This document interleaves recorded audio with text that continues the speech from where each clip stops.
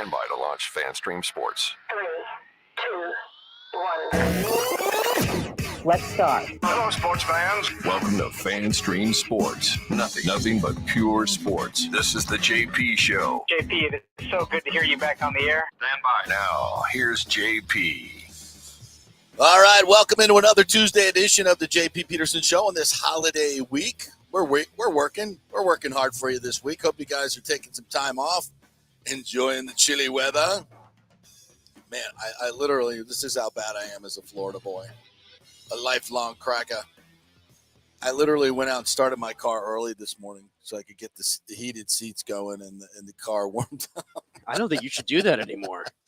You shouldn't be doing that anymore. Why? I actually read an article yesterday, one of those things that comes up on Facebook. Yeah. I think it might have been in the Times or Fox 13. All right. Experts warning that people that do that, you're actually causing issues to the engine when you do stuff like that. Why?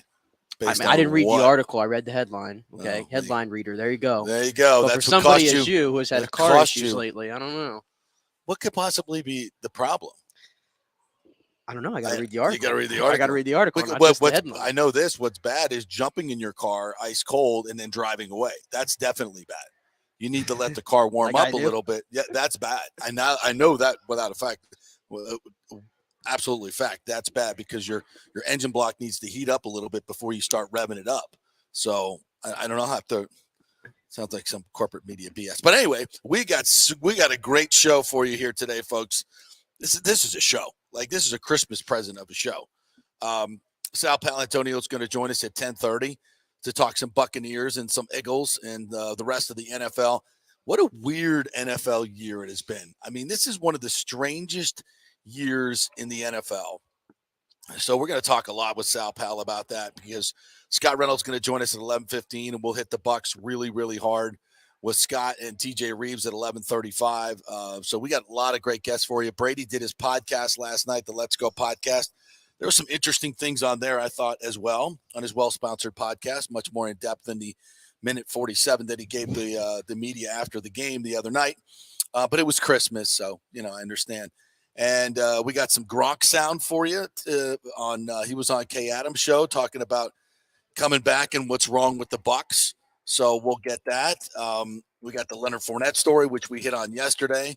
So all kinds of stuff to get to. Some college football recruiting news. We really didn't get into recruiting because that was last week, and we were a truncated week last week. So we'll get into that a little bit. The Bucs posted something yesterday from the locker room after the win that you were just telling me people on social media are talking about.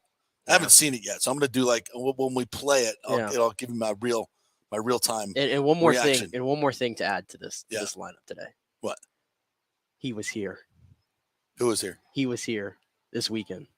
Who was here? You know who was here? Who? Evan Longoria. Oh, yeah. He was here. And he was at the Trop. He was here at the Trop. He was at the Trop. He was at the Trop.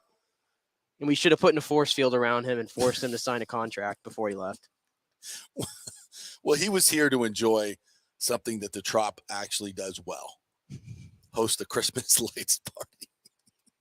That's the best thing you can do. Circular with the Trop. domes make the best of those. They really do, man. With the lighting and everything else, it's spectacular. It's really, really cool. But he was here. So that So many Rays fans were so excited to see his face in the Trop again. I'm telling you, it's gonna work. It would work so beautifully to have him back. I mean, I'm not against it. I mean, it's actually somebody who could hit a baseball remotely, consistently. I don't know if he could do that anymore. And if it's going to make Rays fans happy and go to the game, why not? I mean, why not? I mean, what else are we doing? We're going to bring up, some other slapdick prospect? Who cares? Right? If that makes Rays fans happy, I'm all for it. I don't think strategically it's the best way to go. No, it makes no sense to what the Rays are doing. Right. But I just want it for shits and giggles. No, I just want it. I got no problem with it. I got no problem with the crap they're doing now. Yeah, it make you smile. Then I'm all for it. All right, so let's get into the Buccaneers to start the show. First of all, I don't want to do a mea culpa, but I listened to the show a little bit yesterday, and I got to admit we were a little bit dark. Given the fact that Were we? I think we were maybe a touch over. I'm not going to celebrate that win. We're not going to celebrate the win. It's just that's really fool's gold if you're doing that. But I think we may have ignored the fact that this team was resilient. They never stopped fighting. They came back from 10 points down. How you get 10 points down to a team like that is unbelievable on so many levels. You know, a 4-11 team that is on their third quarterback. The coach is on his way out probably. It's the worst scoring defense in football, and you put up 6 points for most of the game. I mean, it's just dreadful. It's dreadful football. Oh, see, here I go getting negative again. Well, what I'm saying, given everything you just said, what do you mean we were being too harsh? Third string quarterbacks, that we're struggling to beat third string quarterbacks now. That's the standard. The worst scoring defense. That's the standard. Like they weren't going to score, and they weren't. And they, yeah, you should have been able to put up more than 19 you freaking You could points. say we were too harsh, but I have higher standard. Believe it or not, still I have higher standards. All right. I'll stick with it then. There you go. I know they're just getting a little pushback on Twitter. You guys, I mean, we're going to the playoffs. We rarely go to the playoffs. I get it. But you know, our expectations were for a Super Bowl team. I mean, that's what many of the pundits said, and we said before the season. You know, and when we look at it as a macro, I still go back to day 2 of training camp when Ryan Jensen goes down and the Bucs did nothing to replace him. And that to me was a massive personnel failure right there. I don't care if you know guys were retired or whatever. You go out and you find an experience center in the last year of Tom Brady being with you. That's all there is to it. I don't care. Blah blah blah blah blah. Nothing else matters. Go get an experienced center. Not that Hainsey's been terrible, but Hainsey would have been your left guard, and the left guard position was terrible for the first 6 games. And it would have solidified your offensive line. Would it have changed everything? I don't know, but it certainly would have made it a hell of a lot better. And maybe Brady has some more confidence in his protection, and he plays better. But it's been that was the snowball that kind of got everything going the wrong way. And it certainly isn't the only problem that this team has had. The coaching staff, I think, has been absolutely underperforming in the entire season, to say the least. The accountability on this team, when you look at the penalties and the mistakes and the communication mistakes and so many mistakes that have cost you touchdowns in games and penalties, it's just the lack of accountability. You know, that's on the coaching staff. The gross mismanagement of games, that's on the coaching staff. The play calling, that's on the coaching staff. So much of this has been underperforming this entire season. Now, can they salvage anything? The coaching staff is not going to change. Ryan Jensen may come back for the playoffs. We get that word. We've been hearing that for a while now, that he's trying to get back, and hopefully that will happen if they make it to the playoffs. So we'll see. I mean, this team's not winning the Super Bowl. That's definitely not happening. They may not get to the playoffs. I mean, I think then the chances of them winning this game against the Panthers, based on what we've seen over the entire season, hell, the Panthers should probably be favored in this game, to be quite honest. It's a 3-point Buccaneers are favored by, but they should probably be favored in this game. And if Vita Vea doesn't play or is not effective, the Panthers are going to run all over this defense. They're going to run all over them like they did in game 1. And when you can run the football at will, you would usually win the football game. So, you know, were we a little tough? You win a game in the NFL, I guess you should get some credit. But that's as bad a win as I've seen in football. I mean, it is. It's bad. It's one thing if you're pulling out wins like that again, like last year when they pulled out that great win against Buffalo at home in overtime, great game and all that. Oh my God, what a game that was. It's one thing when you're doing against like that, but again, you've been doing this against the Andy Dalton-led Saints, the depleted Rams, and now God, I can't remember the team now. The Cardinals. The awful Cardinals. I'm a little sleep deprived. A little sleep deprived. The awful Cardinals with a third-string quarterback, Trace McSorley. So forgive me if I'm not too excited about this Bucs team right now. No, then I'm just hesitant to pick them in any game going forward. All right, so we got a chance to talk to Todd Bowles yesterday, and I'm just always left a little bit incomplete by the answers. So we'll let you guys kind of decide. You know, a lot of the stuff that we talked about yesterday, not challenging the call, the spot of the ball in the third quarter there, right before Connor got his touchdown. Yes, thank you.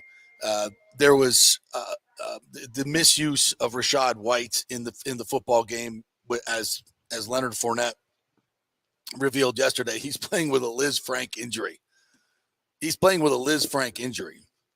Which, by the way, he took the tweet down, and I'm guessing the Bucs asked him to take the tweet down. But you go back, I was looking at the tape last night, and damn, Lenny fought his ass off. He's a lion, man. He is an absolute baller, but he is slow, man. Getting to the line of scrimmage and getting going, compared to Rashad White and other guys, he's just, and that's what do you expect? He's a big back with the Liz Frank injury, and we're calling draw plays on 3rd and 3. Where he has to, go 5 yards just to get back to the line of scrimmage with an offensive line that does not block very well for the run and in a stacked box. But besides that, there were some other questions for Todd Bowles. So let's get to it. Let's just do my questions to Todd Bowles. The first two. This is about Rashad White and challenging the spot. Right before Connor's touchdown run, it looked like you'd stopped McSorley short of the first down, and looked like you also got a really bad spot on that. Did you guys talk about challenging that particular play? We talked about it. They said they weren't changing it. They got a good look at it, so kind of pointless. Oh, okay. Also, with Fournette being injured yesterday, and I know he ran really well, Rashad had a good start to the game, but didn't seem like he got any touches until the third quarter. Was there a reason he didn't play or get back in the rest of the first half? No, we got to rotate it a little bit better. Lenny got going a little bit more, so they rolled the hot hand a little bit. I thought Rashad could have got in there some more plays. We'll be better at that going forward. Well, first on the spot, this is something that I don't get. And I talked with Scott Reynolds about this yesterday off air, and he'll join us. We'll probably revisit this on air. But he said there's an emphasis by the officials now that they don't want challenges to take up time if they're not going to be overturned. And they'll say, hey, we got a good look at it. We're not going to overturn it. So as a football coach, it's probably a good idea not to challenge when they've told you that they're not going to overturn it. For me, that's not good for the game. The challenges exist for a reason. They missed the call. Okay. They may say they got a good look at it because that's where they spotted the ball, but they missed the call. They miss calls all the time. Right. So of course they're going to say they got a good look at it. They're not going to change it. But the reason you're challenging is because you think they didn't get a good look at it. So you got to go with your gut feeling. And now there was a play in the game where I forget what the receiver was, it was a catch and they had ruled that he was short of the line. I think I don't know if it was even the Bucs game, but they challenged it and they ruled, yes, it was a catch and it was a first down because he did catch it over the line. They gave him a really bad spot. This particular crew had, I think, 3 or 4 bad spots in the game, by the way, that were just kind of curious. But this is one that I'm convicted. I saw it. Everybody, and then when they ran the replay, the announcer said, "Yeah, he didn't even come close to getting to that yard line." I'm convinced that would have been overturned. So even if you're convinced that it's going to be overturned, challenge the play. Of course, they're going to say they got a good look at it but they got it wrong.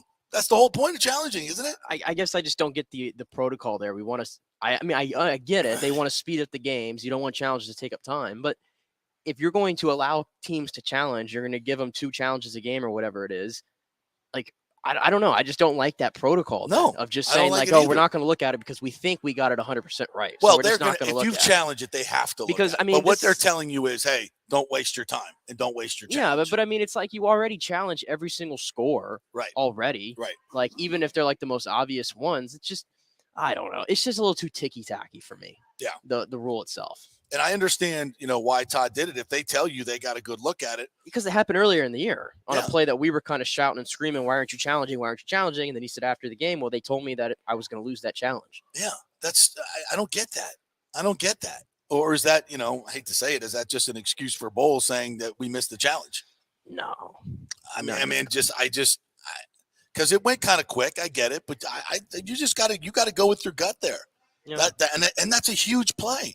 That's a huge play in the game because they scored 2 plays later. And as far as the Rashad White thing goes, so Lenny was hot. Was Rachaad White not hot? he ripped off an 18-yarder. By that logic, On a first down run. by that logic, shouldn't Rachaad have stayed in the game? He had I think he had 34 yards on the first drive alone. He was averaging 6 yards. We touched on this yesterday. What are we doing? It could be very possible. And then Leonard Fournette's a really good. He's turned himself into a really good blocker this year. Yeah. Okay. And it could be very possible. It's as simple as Brady wanted Fournette in the game. It could just be as simple as that. We know Brady loves himself some Leonard Fournette. Yeah, I mean he forced the Bucs to overpay him to bring him back. It could just be as simple as that. He trusts Leonard Fournette. That much we know. I mean, to the point where now he's throwing Leonard Fournette 10 passes a game in some of these games. He trusts him. I mean, I may not agree with it. He went and got 2-9 off the sideline to get the game-winning catch a few weeks ago. Yeah, I think he's built that trust up with Rachaad White as well. But I think at the end of the day, Lenny, it doesn't matter who the running back one is and the coach. I think in his mind, Leonard is the running back one.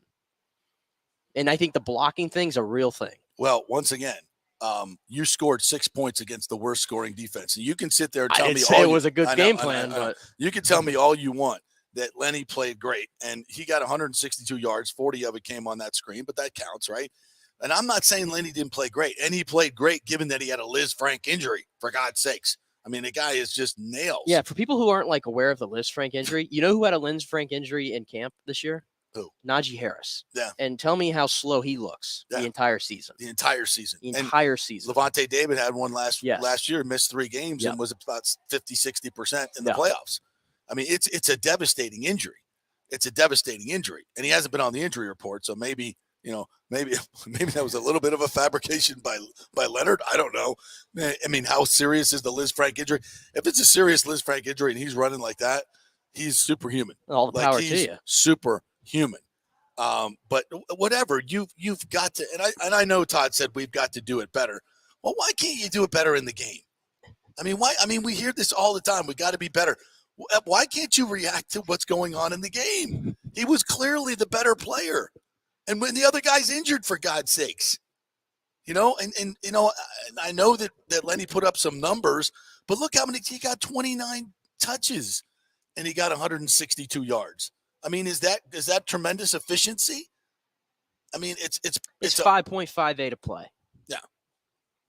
That's pretty good. Big time aided by a 44-yarder. Right. Take the 44-yarder away. And what are you left with? About 3. I'm doing math on the spot here. 118. 3.4. 4.2. 4.2. I mean, it's respectable. Yeah, but look at what Rachaad was doing. And I don't know. Yes, they need to be better with that. No question about it. But why is it always after the fact when you could see damn? I mean, because it's on, and then on the short yardage play, you run Lenny 3 straight times and he can't get it. And Rachaad has been so much better in short yardage.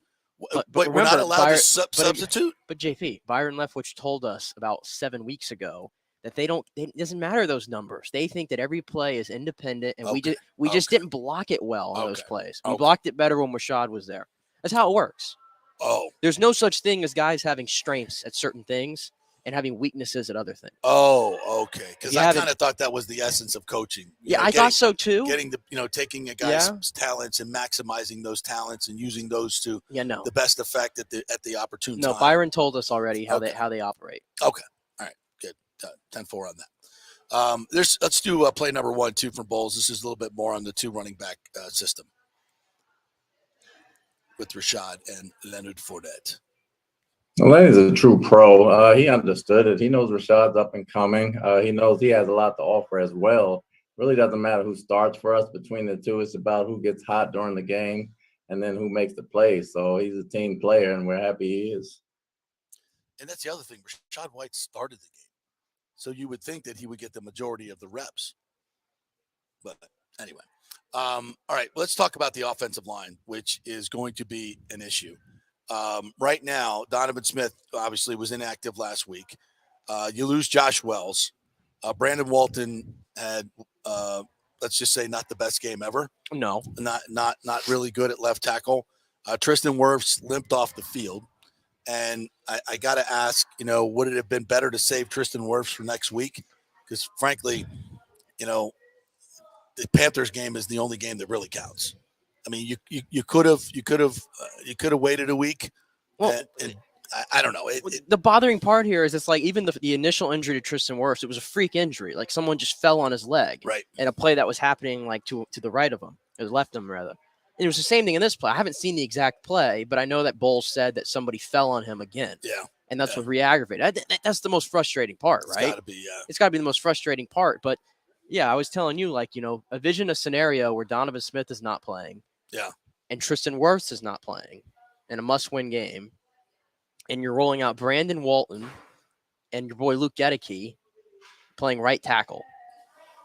That is a possible scenario this weekend against Carolina. Yikes. And I was telling you, Luke Gedeke got 3 snaps playing that swing tackle position when Wells went down. He got 3 snaps, and per PFF, he got a 45.9 grade, which is among the worst in the entire league this week. And mind you, he only played 3 snaps. And Walton played 90% of the game and was a 44.2. Wow. So yeah, if they can't get a couple of tackles up this weekend, they're screwed. If that happens, then you might as well get prepared to see 15 targets for Leonard Fournette. Yeah, and by the way, if they lose against the Panthers, they can still get in if they beat the Falcons in Week 18 and the Saints beat the Panthers. What are the chances the Saints, who are clearly playing for a draft pick, muster up the gumption to do the Bucs a favor and get them into the playoffs? I was going to tell you, I was literally going to say right now. 0. As I look into the camera, 0. Not happening. Well, who do the Saints hate more? Bucs or Panthers? Us. It's got to be Bucs right now. Yeah, and they're playing for a draft pick. So, yeah, 100%. Winning that It's not game. their draft pick, though. What's that? They don't have their draft pick. Oh, Philly that's has it. right. That's right. So they don't have a first round pick. No, I don't believe so. Huh. Interesting. Well, maybe that does factor into it. No, I can't see Cam Jordan just being like, no, I'm going to go play my best game right now so y'all can get in. Yeah. No, I don't see it happening. No, you need to finish it off this week. Yeah, either or. There's just you got to win this game, and that's going to be tough.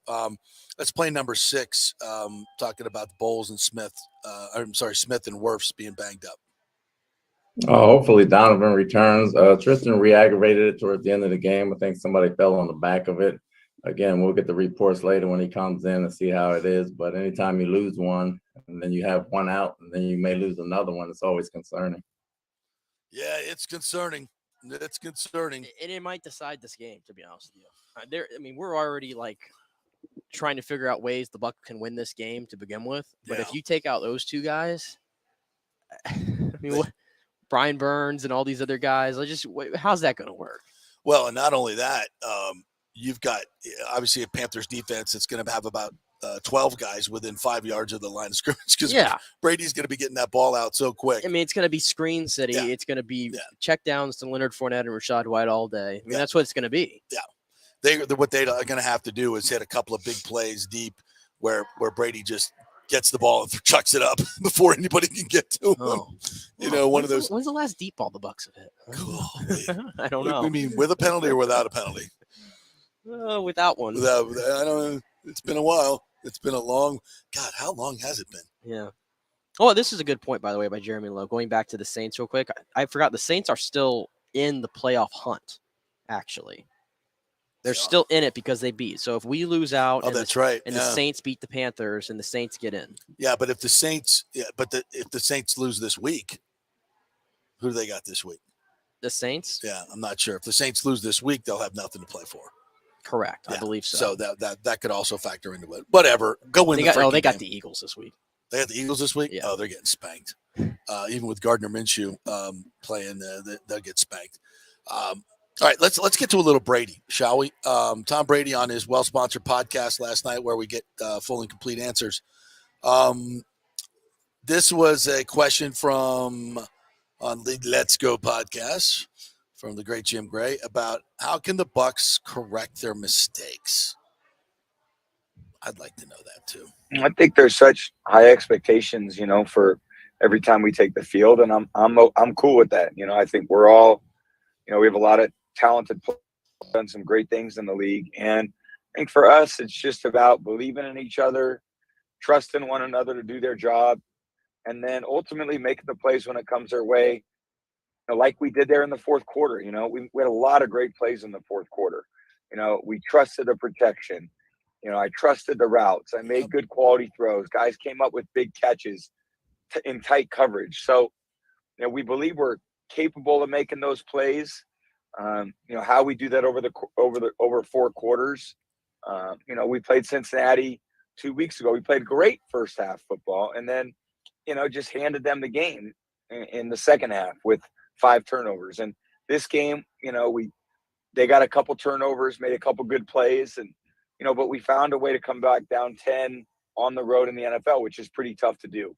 So, nobody has really separated themselves. A few teams, I think, that are really good quality teams that are playing good football and have throughout the year. It's a lot of teams, and most of the teams aren't playing that way this year for some reason.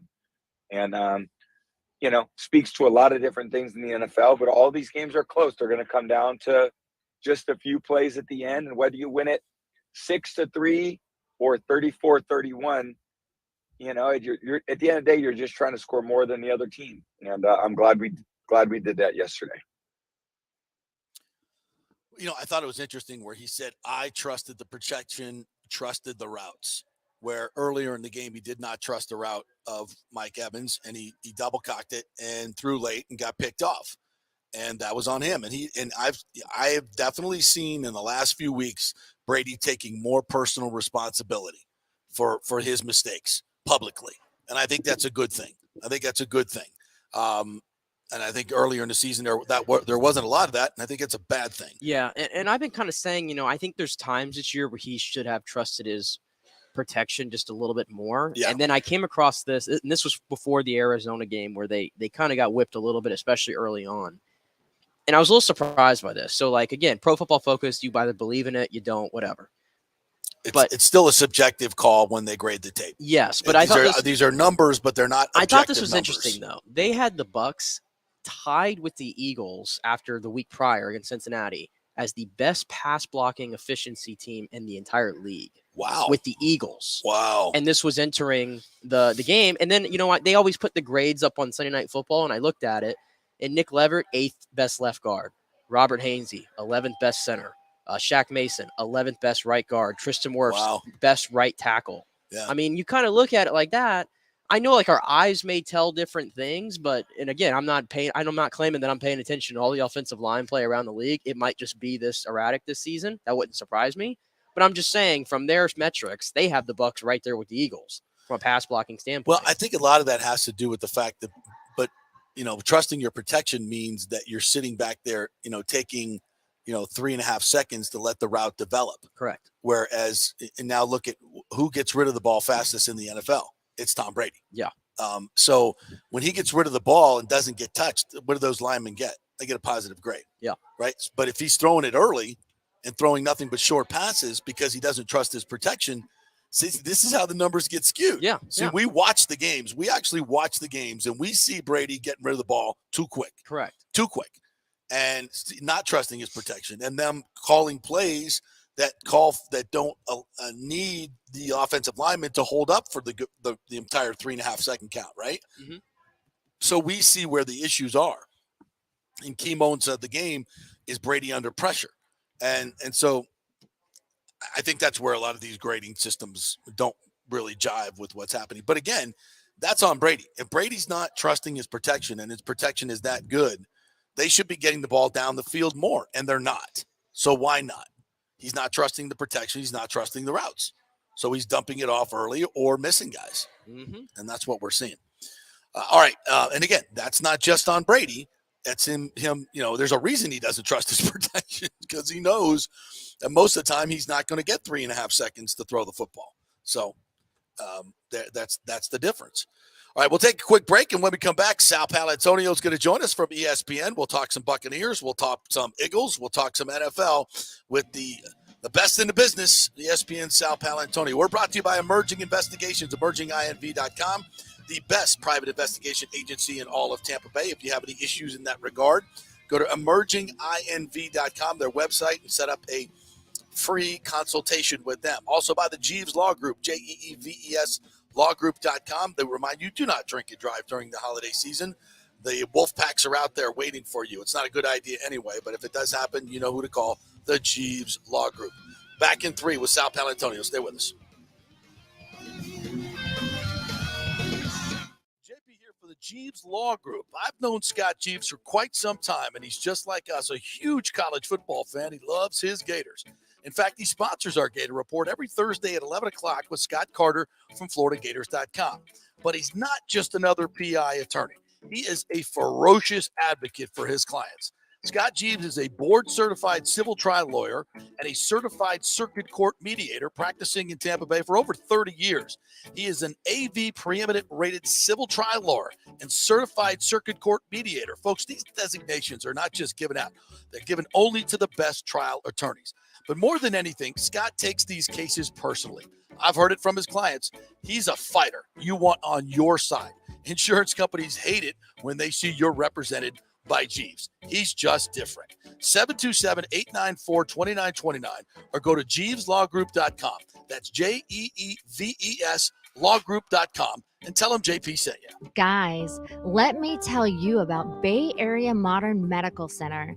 Are you experiencing low sex drive, fatigue, hot flashes, moodiness, and you just don't feel like you have the vitality you once had?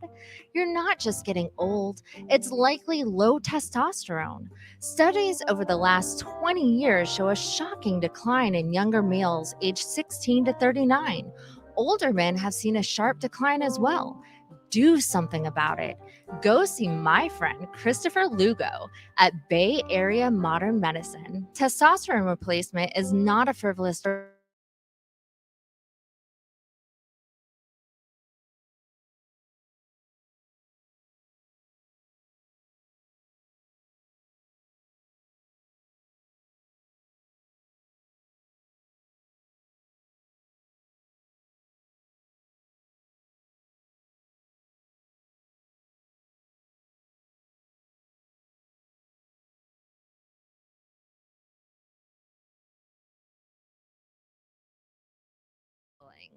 Now is the time to make sure your home insurance is in order. In the last year, many of us have made improvements to our homes. So call the folks at Italiano and discuss these upgrades to make sure you have enough coverage. According to a recent report, almost 64% of homeowners don't have enough insurance on their home, which is their most valuable asset. Also, a great time to make sure you have flood insurance. Even if your mortgage company does not require flood insurance, your home could still be at flood risk. Another big item as we enter hurricane season is making sure your pool enclosure is added to your policy and there will be no issue at claim time. That happens a lot. So call your friendly agent at Italiano Insurance to review your policies today. 813-877-7799 or ItalianoInsurance.com. Coming back at you. Now, more with JP on FanStream Sports. It's only just begun. All right, welcome back to the JP Peterson Show, brought to you by the Jeeves Law Group, JEEVES lawgroup.com. It's always our pleasure to welcome in the great Sal Palantonio from ESPN, the absolute go-to man when it comes to the NFL and host of the Matchup Show, which I absolutely love and is a must-watch for any real football fan. What's up, Sal Pal? Merry Christmas. Happy holidays. How are you, my friend? So great to talk to you, JP. So great.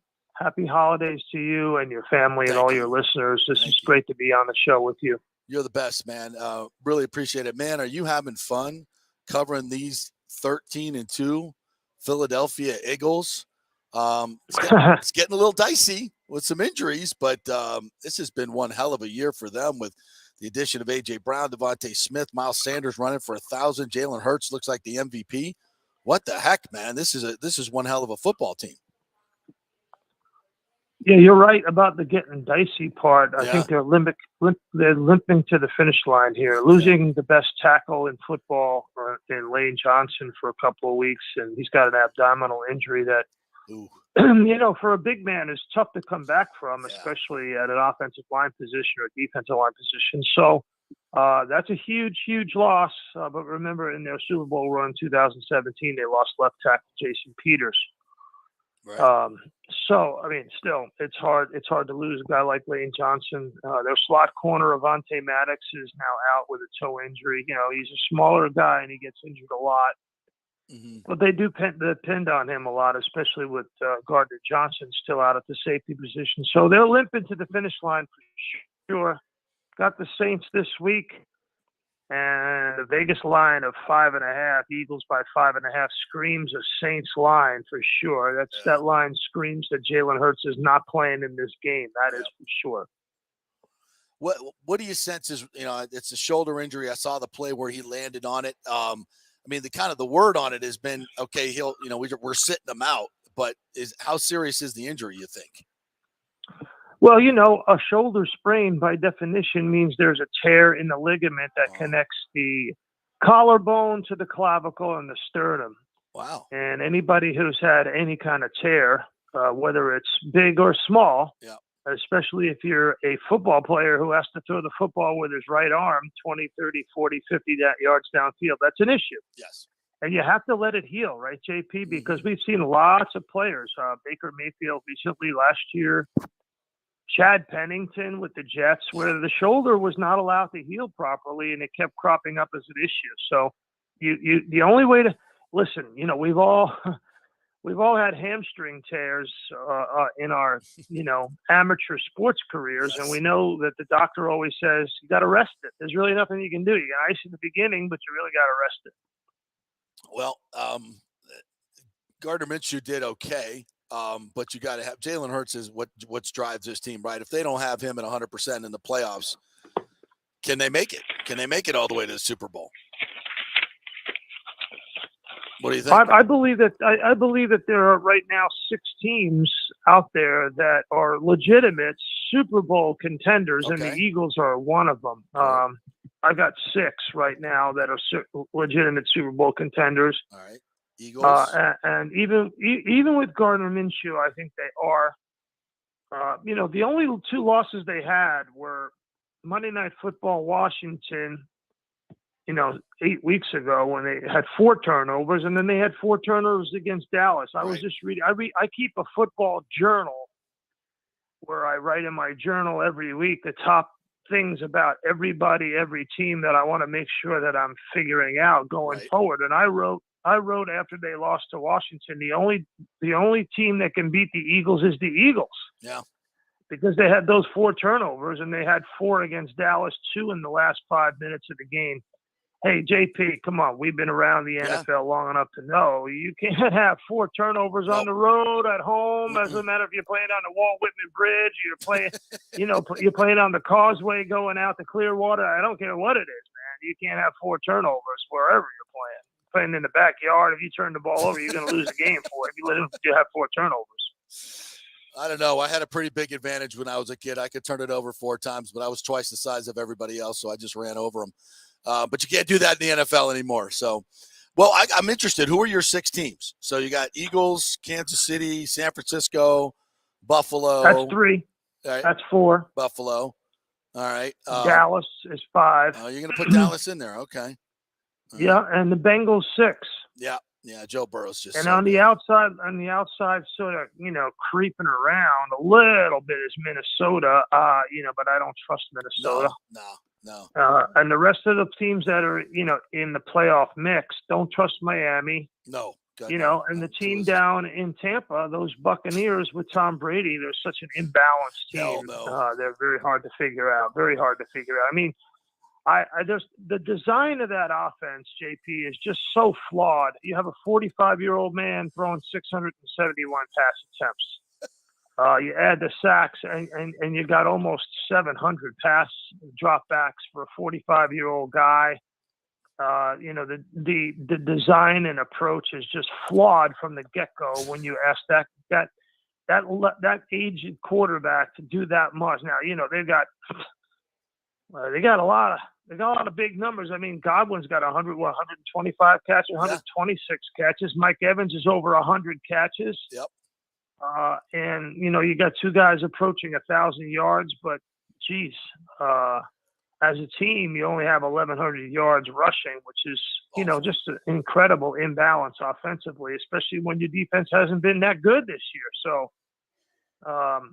it's a design flaw with the Bucs. I don't know if they're going to beat Carolina on Sunday. I really don't. I have my doubts. I got my doubts. Well, I'm just impressed. You think there is a design to this offense, because I'm not sure there is a design.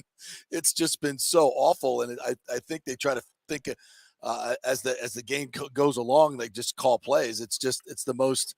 Yeah, watching it up close, it's just been such a disaster. And Brady has not been good.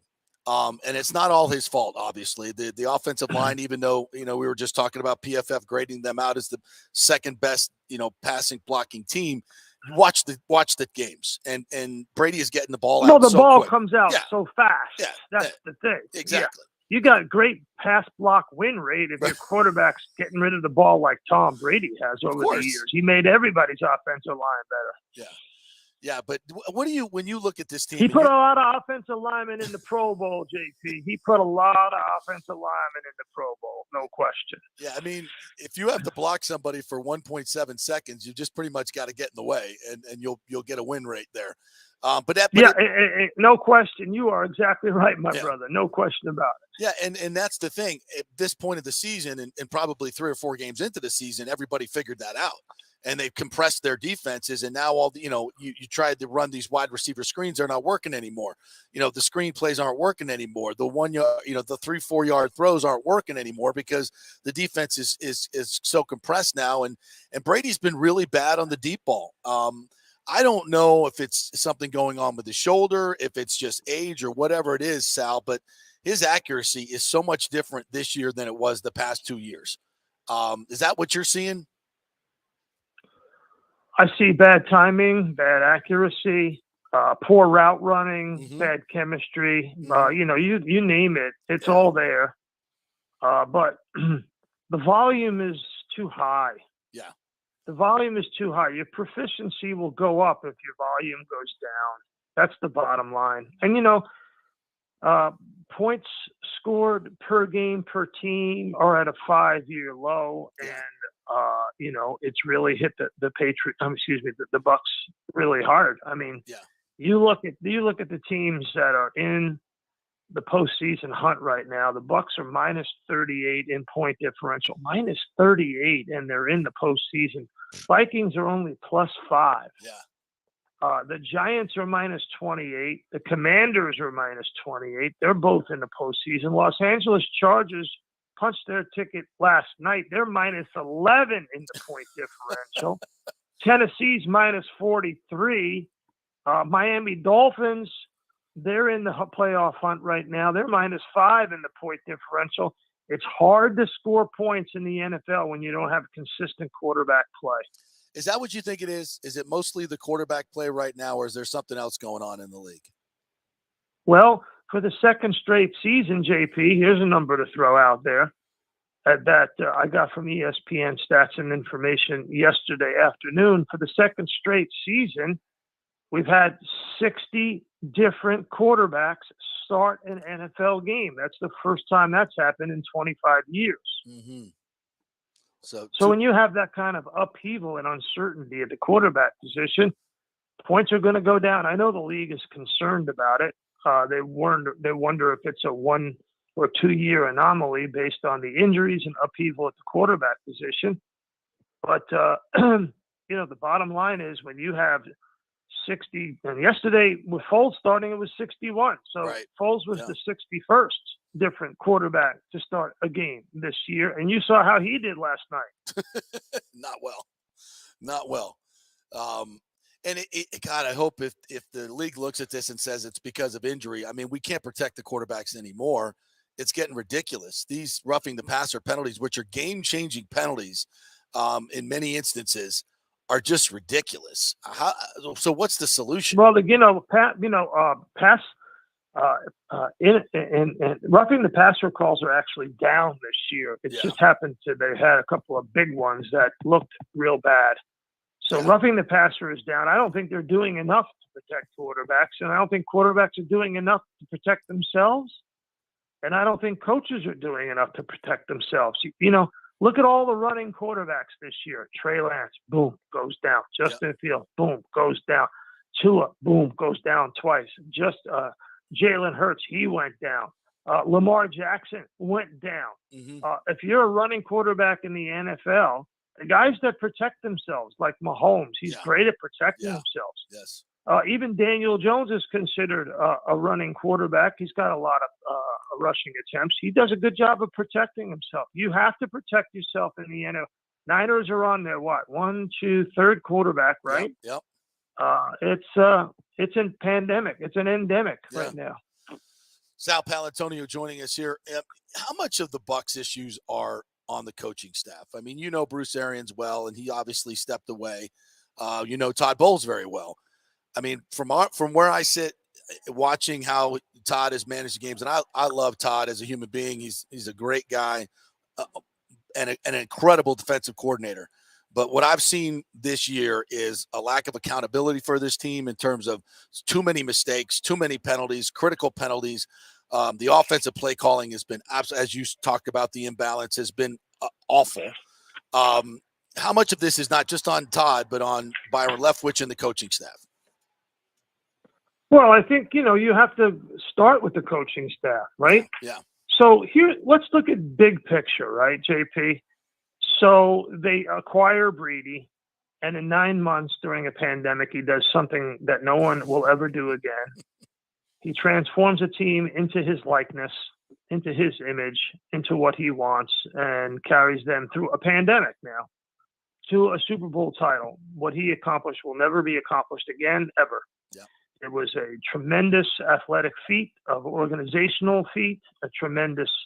That Bucs season will go down as in my view, one of the top 10 all time in the NFL, in NFL history. Agreed. That's a hell of accomplishment. Agreed.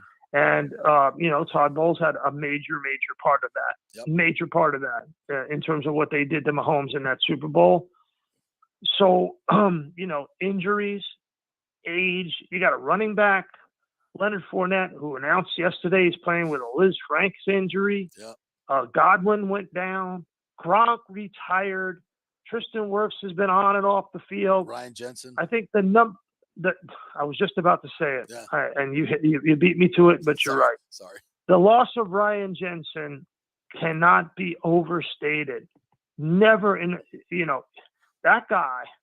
You watch on film how he dominates, and in terms of attitude and ability, he's an amazing all-pro player.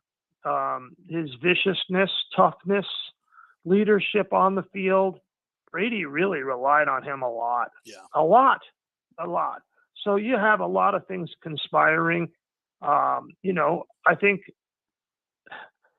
you don't win the Super Bowl without Todd Bowles. You don't win the Super Bowl without Tom Brady. You don't win the Super Bowl without Gronk. You don't win the Super Bowl without a healthy Godwin. I mean, there's a lot of reasons why the team has fallen off. And I don't think anybody should feel a sense of shame or lament about it. This is what happens in the NFL, and it's hard to sustain success in the league right now, especially man. So Brady has started every game this year, right? Right. Right. So he's really, in my view, the guy holding this thing together. The only reason why you're 7-8 and have a shot at winning the division is Brady. Really, when you look around and the rest of the stuff that's gone wrong with the team in terms of injuries and poor design on offense, if you don't have Brady throwing the ball 671 times, what are you looking at here? Come on. Well, and therein lies the problem for me. Sal Palantonio, ESPN, joining us here. You know his voice. I have to reset every minute here. You know who he is. It's so built around Brady, right? You have to have a good offensive line, because he's not going to run. You're not doing any RPOs. You can't even you don't even have a bootleg game.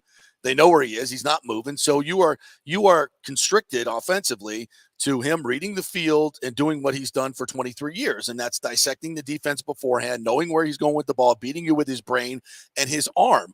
And if he can't trust his protection, and if the route running is bad, and if the concept of the offense is not good, it breaks down, and you're constantly. Sure. 100%. Brady's the reason you're winning, And Brady's the reason you're losing because he cannot perform at this optimal level, and you're putting too much on him. Like you say, your design is bad because you're putting way too much on him. You got to figure out a way to run the football better. Keep him, if you're going to keep him next year, if you're going to just the next couple of games, right. Carolina and Atlanta, right?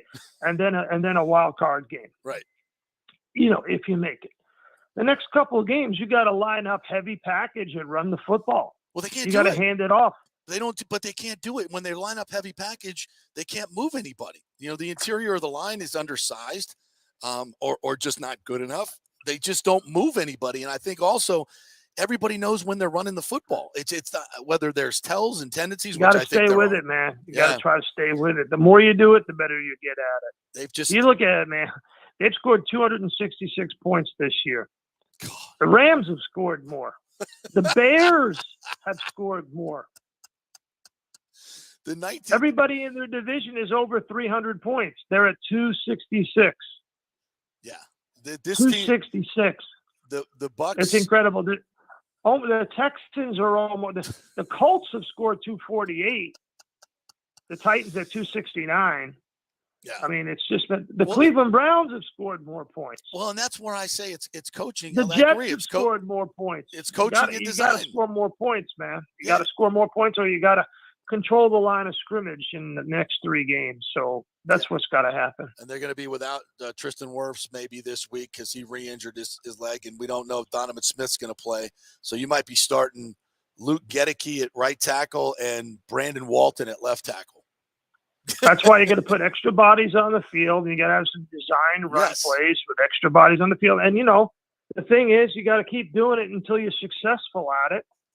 And if you're in a 3rd and 6, I mean, you should be able to get on 2 running plays. You should be able to get 4, 5, 6 yards, and then have Brady throw it on 3rd down. Just do that over and over again until you start wearing down the opposing defense, and then keep doing it. You got to stay with it. That's the only way you can do it. All right, Sal. So do you have before I let you go, do you have a pick right now as far as your Super Bowl? And you gave us a top 6. So you know what, JP? Here's what we'll do. I'll come back once the playoffs are set. All right, let's do that. Once the playoffs are set, yeah. But I gave you my 6 teams that I think. Fair. That's fair. I think that I think can win it right now. Yeah. But I need to know how Jalen Hurts is really doing. We just don't know. We really don't. I want to see a few more games from Brock Purdy, but from what I've seen so far, pretty damn good. Astonishingly good. Astonishingly good because that coach can coach. Yep. And they got a running game behind him. Yep. Right now, I would say if the Bills don't make the Super Bowl, it'll be a monumental failure. It looks like they're going to get home field. Agreed. AFC Championship games got to go through Buffalo. Anybody who's watched the news and seen what Buffalo looks like lately. Nobody wants to go there. It's rough. Nobody wants to go there. So I would be absolutely blown away if the Bills weren't the AFC. Now, my preseason pick, it's on ESPN.com. As you know, we talked about it when I was on your show in September. It was Bills and Eagles in the Super Bowl. So I'm going to stay with that. Yeah, of course. But I need to know whether Jalen Hurts is 100%. It's a pretty damn good preseason pick with this crazy NFL, the way it's gone this year.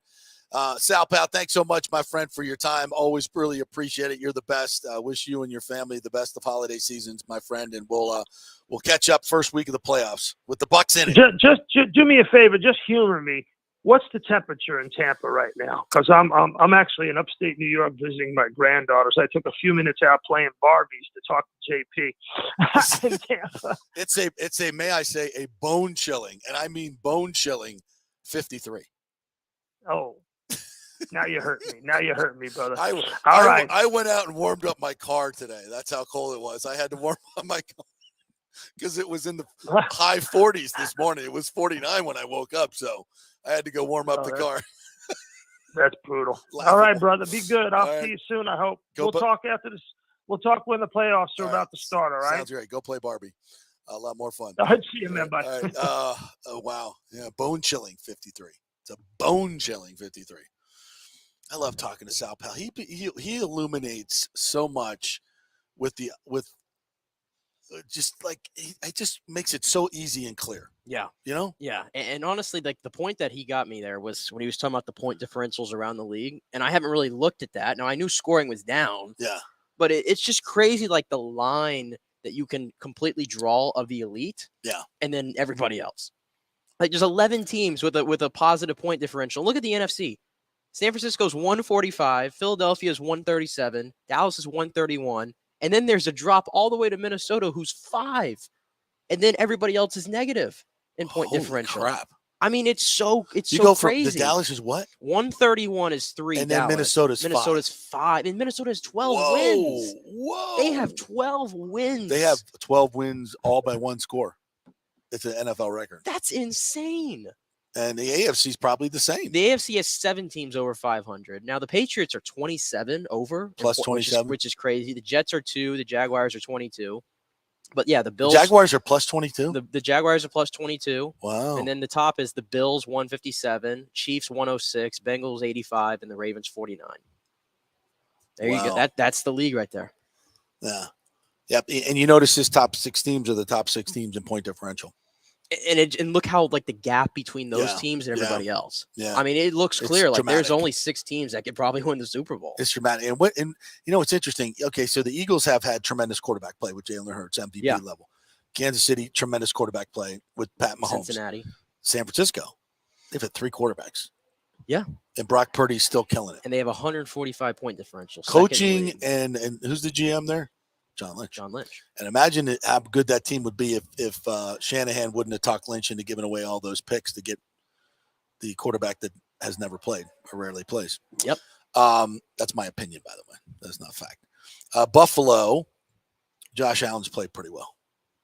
Although he didn't win the MVP in my fantasy league. It's stark the differences. Like Buffalo, Kansas City, Cincinnati are doing it with stars. Mm-hmm. San Francisco's doing it with their third quarterback. San Francisco and Dallas are Dallas doing it with good rosters. Dallas Why is Mike Dallas McCarthy had to play 5 games though with Cooper Rush. Yeah.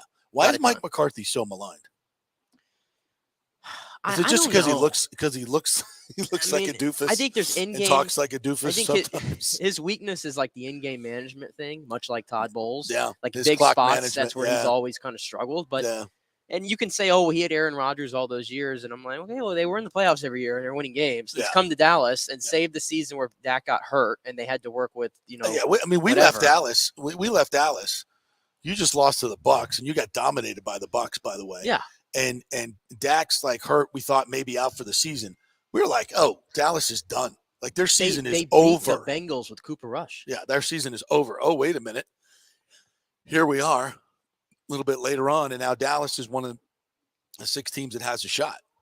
Yeah. And then the Bengals are. I'm gonna be honest though, of those 6 teams, that's the one that I'm. Yeah. Point differential aside, I mean, I don't know about that team still. Yeah, I still think they're a wild card. And not only in but name, the other 5, legit. Although the Eagles, Gardner Minshew. The one thing about the Eagles, not terrible. They got lucky because injuries. I feel like injuries are up every single year. It just feels like more guys are getting hurt. I don't know, but they got lucky because they avoided any type of major injury for the first 12, 13 weeks of the season. And that's when they had a schedule. And I'm not trying to take away from anything they did. Their schedule wasn't that great, right? And they were able to take advantage of that and go on a run. And now here we are in December, January, and now the injuries are here. I mean, that's just sometimes that's how the season goes. You get your injuries at the Bucs got them at the wrong time last year. They killed them. You look at who's going into the playoffs, who's healthy and who's hot. That's the teams that are going to win. Yeah. That's such a key. Every year, just, people say, well, who do you think is going to win? Well, tell me who's healthy and who's hot. Like Cincinnati took their lumps during the season. Yeah. And now they got everybody completely healthy, and they look unstoppable right now. Yeah, and the Eagles are going to probably I don't think Lane Johnson's out for the year, but it's like Sal Powell said that, those are abdominal injuries. As an offensive lineman, your core is everything. And they've played without him a lot during his career, but still. Yeah, I mean, you look at the teams that are left, and it's just hard to ignore. Buffalo, Kansas City, I think, is going to be the AFC Championship game, and it's in Buffalo. So, nod to the Bills. The NFC, it's still. I got to tell you, when I saw Brock Purdy play, I said, right from the get-go, this kid's got some moxie. He's got it. He's got moxie. Yeah. He's got it. The kid, he is unfazed, and I think a lot of that has to do with the fact that he's played so much football. He started so much football. See, He now played what do you do 50-some what games do you at Iowa do State. in the event that they go on a run like we're expecting and Jimmy Garoppolo's healthy to play? Because I mean, let's just be honest. Jimmy Garoppolo, and you look at any quarterback stat this year, Jimmy Garoppolo's in that like top 6 category. Yeah. He was honestly really good this year. You got, and you've gone to a Super Bowl with Garoppolo. Yeah, you got to go back to Garoppolo. I mean, but what's Brock Purdy done wrong? I don't know. I'm just looking at the NFC. Looking again. pretty good. I'm just like, after these top 4 teams, none of these teams deserving to be in the playoffs. None of these teams deserving to be. Maybe the Giants. I'll give them that because the Giants have an over 5. But even then, they have a negative 28 point differential. They're not great. None of these teams deserve to be in the playoffs. There's there's a lot of bad football. By the way, of all these bad teams in the NFC, the Bucs have scored the least amount of points in the entire conference. Well, just look what because the Rams just scored 51 on the Broncos. Yeah, I mean, you can't like 19 points against the worst scoring defense in football. Everybody's yelling about how great Leonard Fournette played. I mean, it's like Mario Christian just got me excited here, reminding me that Buffalo plays in Cincinnati next Monday night. Oh yeah. Oh, it's gonna be a great game. Finally, a great Monday night game. See people actually score points. Don't like make that me, game last night was just it was a awful. joke. It's awful to watch. I mean, Nick Foles has no business being an NFL quarterback. Has he ever had a good game not wearing Philly green? There was one particular play, and because the audio was so good, or after everybody was asleep, I don't know, in there, you could hear everything that he was saying, and he like changed the call like 15 times, and they're at the line of scrimmage, but it felt like 20 seconds, and it was almost like a on Family Guy, not Family Guy, but Family Guy. When they do the bit that it goes on too long, like they do it every show. That there's a bit that it was like a bit that was going on too long. He's like, alert, Sunday, alert, snap, sir, alert, Sunday, no, alert, and he just kept going, just yelling stuff, and I'm like, what are you doing, man? Well, he's got a 31-year-old OC that's never called plays, and he's coming down, and you see the clock ticking down, and he's like, Christmas tree. What are you doing? And then somebody jumps offside, and 3 flags come out, and I'm like, what a circus. Just awful. We have seen circus. What are you doing? 60 quarterbacks have played this year? 61 now with Nick Foles. Nick Foles, I've had to see play on primetime. PJ Walker beat the Bucs. I've had to watch PJ. I've had to watch like 4 Carolina quarterbacks. I've had to watch Joe Flacco. I've had to watch Andy Dalton. I've had to Josh watch Johnson Matt has Ryan. played. I had to watch Josh Johnson. What? Where's Vinny? Where's Testaverde? We got to a point. When did we get to a point? I was looking at all the teams that had quarterbacks maybe last year or the year prior, and I just kept thinking, man, these guys that come out of college, they're not going to have any homes. Oh, my good. I mean, look at the regression in guys this year. Trace McSorley. Trace McSorley almost playing beat the games. Bucs. Colt McCoy's playing games. It's incredible. And, I think, well, we'll get into it. We got to take a break. Let's hit a break. We'll come back on the other side. A couple other, I got to talk about this Derwin James hit last night. Did you see that hit? Holy hell. Like, I was like, oh my God, what, are they going to kick him out of the league for that? It was bad. We'll play it just so you can hear it. But we'll do that. We got a lot of stuff to get into. Scott Reynolds going to join us at 11:15. TJ Reeves at 11:35. We got Gronk audio. A lot more coming your way. Stay with us.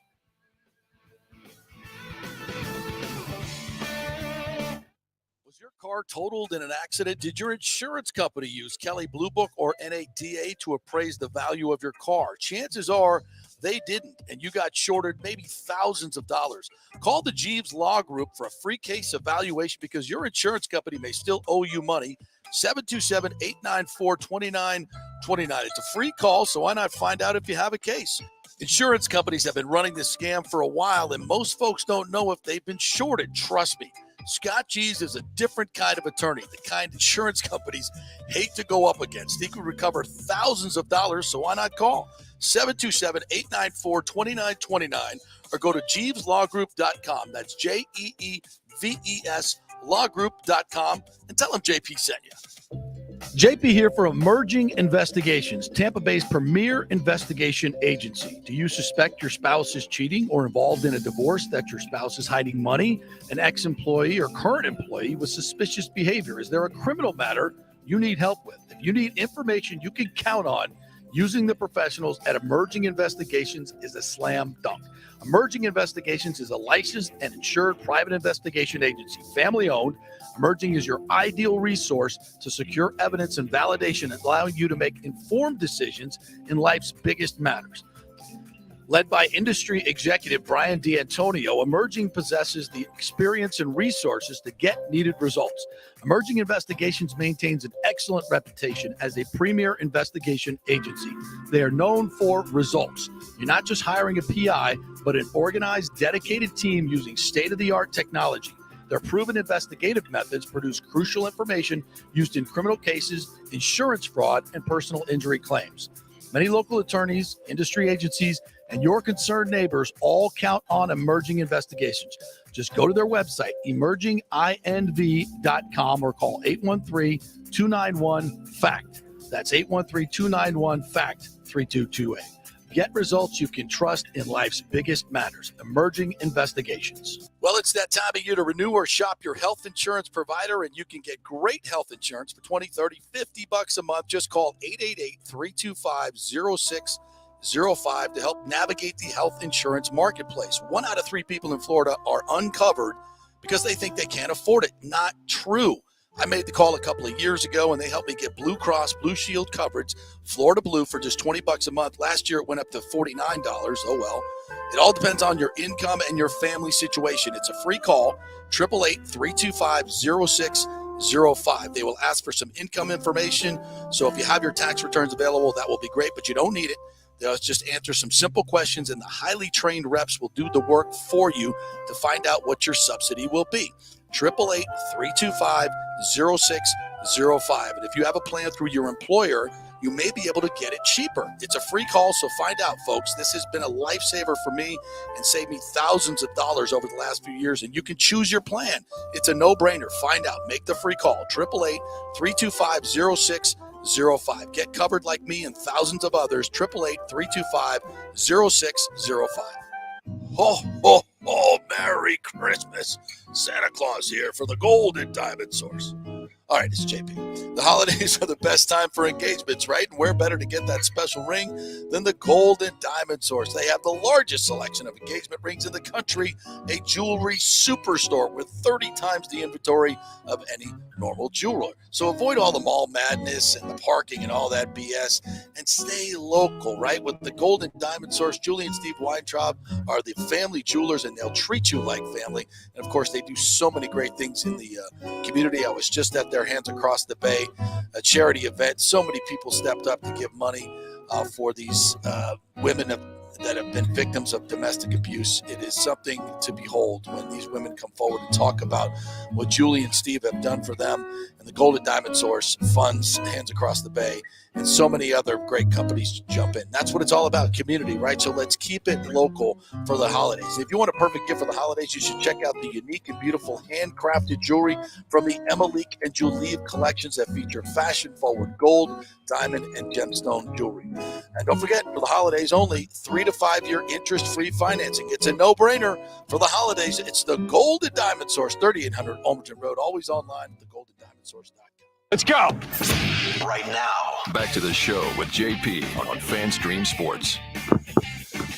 All right, welcome back to the JP Peterson Show. Our second hour brought to you by Bay Area Modern Medical Center, BAMMC.com. PA Chris Lugo over there and his medical team will get you right. If you're looking to lose some weight after the holidays, you packed on a few LBs, great time to do it. And they give you a personal plan, not some one-size-fits-all, give you a couple shots or some amphetamines and you're going to lose weight. That never works, folks. You'll lose weight initially, but you'll put it right back on.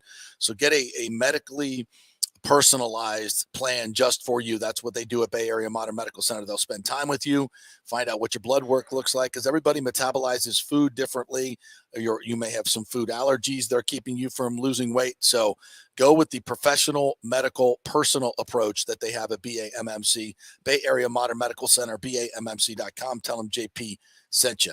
All right, couple things I want to get into before we get back to the Bucs and Scott Reynolds coming up in our next segment.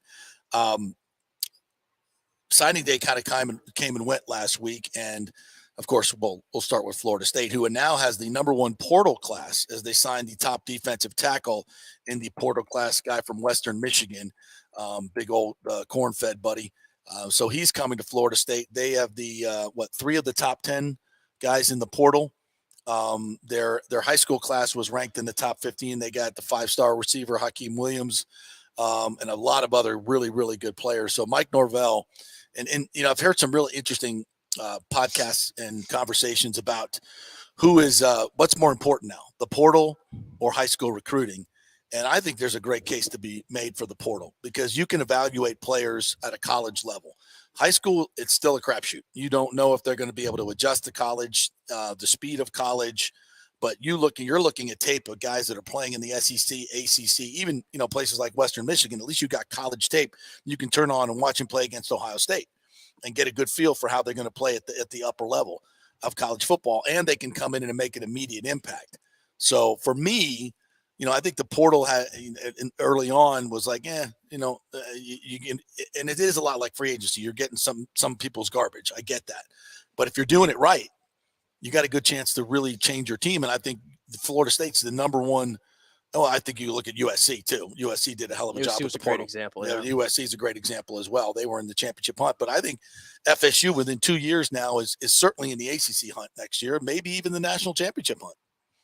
Well, I mean, not to get too overboards with it. I mean, you look at what they're going to be bringing back next year, especially on offense, the receiving core. I already talked about the ACC. I think is going to be especially down next year because, Sam Harton just entered the portal after Wake Forest's bowl game. So he's out. I don't know if Wake Forest can keep this up without him. I don't know if Syracuse can keep this up. I don't know if NC State can keep this up. Leary entered the portal. NC State's always going to be a tough team. I shouldn't say that, but I don't know if there's Florida State. They're losing a lot of seniors. On their defense, I just don't know if they're as talented as a Florida State. No. And then we'll see if Miami makes a jump year 1. I mean, they certainly are going to be adding a lot of talent into Miami this year. So we'll see if they make a jump. And then Clemson, this Cade Klubnik, I got to tell you, he's one of my outside Heisman guys for next year. He was the number 1 quarterback in his class. Yep. Overtook DJU at the end of the season. All of a sudden, Clemson was playing much better on offense. So I think because Clemson's got that dude, and they still got a lot of talent. They're going to be there. So I think we're returning to the days where it's going to be those 2 teams kind of jockeying back and forth. And then with Carolina with Drake May as well. Yeah, Drake May certainly. Yeah, so I think they definitely are one of the favorites though to win the conference. Yeah, I think the portal is going to be huge. But for two things can be true though. Florida State is doing a hell of a job in the transfer portal, but they still need to do a better job at the high school though. Because, this year they're ranked number 19 right now in recruiting. And they've kind of been in that kind of 15 to 25 range the last 5 years. And a lot of that's because they haven't been winning. But they're kind of putting more of an emphasis on the transfer portal right now. I get that. But I think at some point you've got to recruit the high school level a little better. Getting Hakeem Williams is a big deal. But I think that's the only guy they have in the top 100, if I'm not mistaken. Yeah. This program still needs to get back to that spot. But I also want to see some of the players, some of the 4-star players that they got 3-star and 4-star. I want to see them develop, because for so long you never know how these players are going to develop.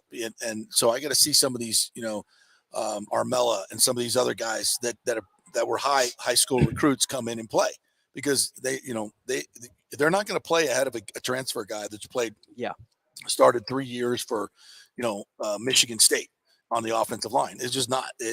Their bodies aren't ready for it at this level. So, I think I'm sure that there's some type of metric now that takes the whole class, the portal, and the high school recruiting, combines it and says this is what you got. Who brought in the most talent? I'm just got to be some website out there doing that. And if you do that, I'm sure FSU would be in the top 10 as far as the talent that they're bringing in and retaining as well. That's another key part of this. They're bringing back a lot of guys we thought were leaving are staying. Michael Pittman, Johnny Wilson, receivers, Jordan Travis, number 1, their quarterback.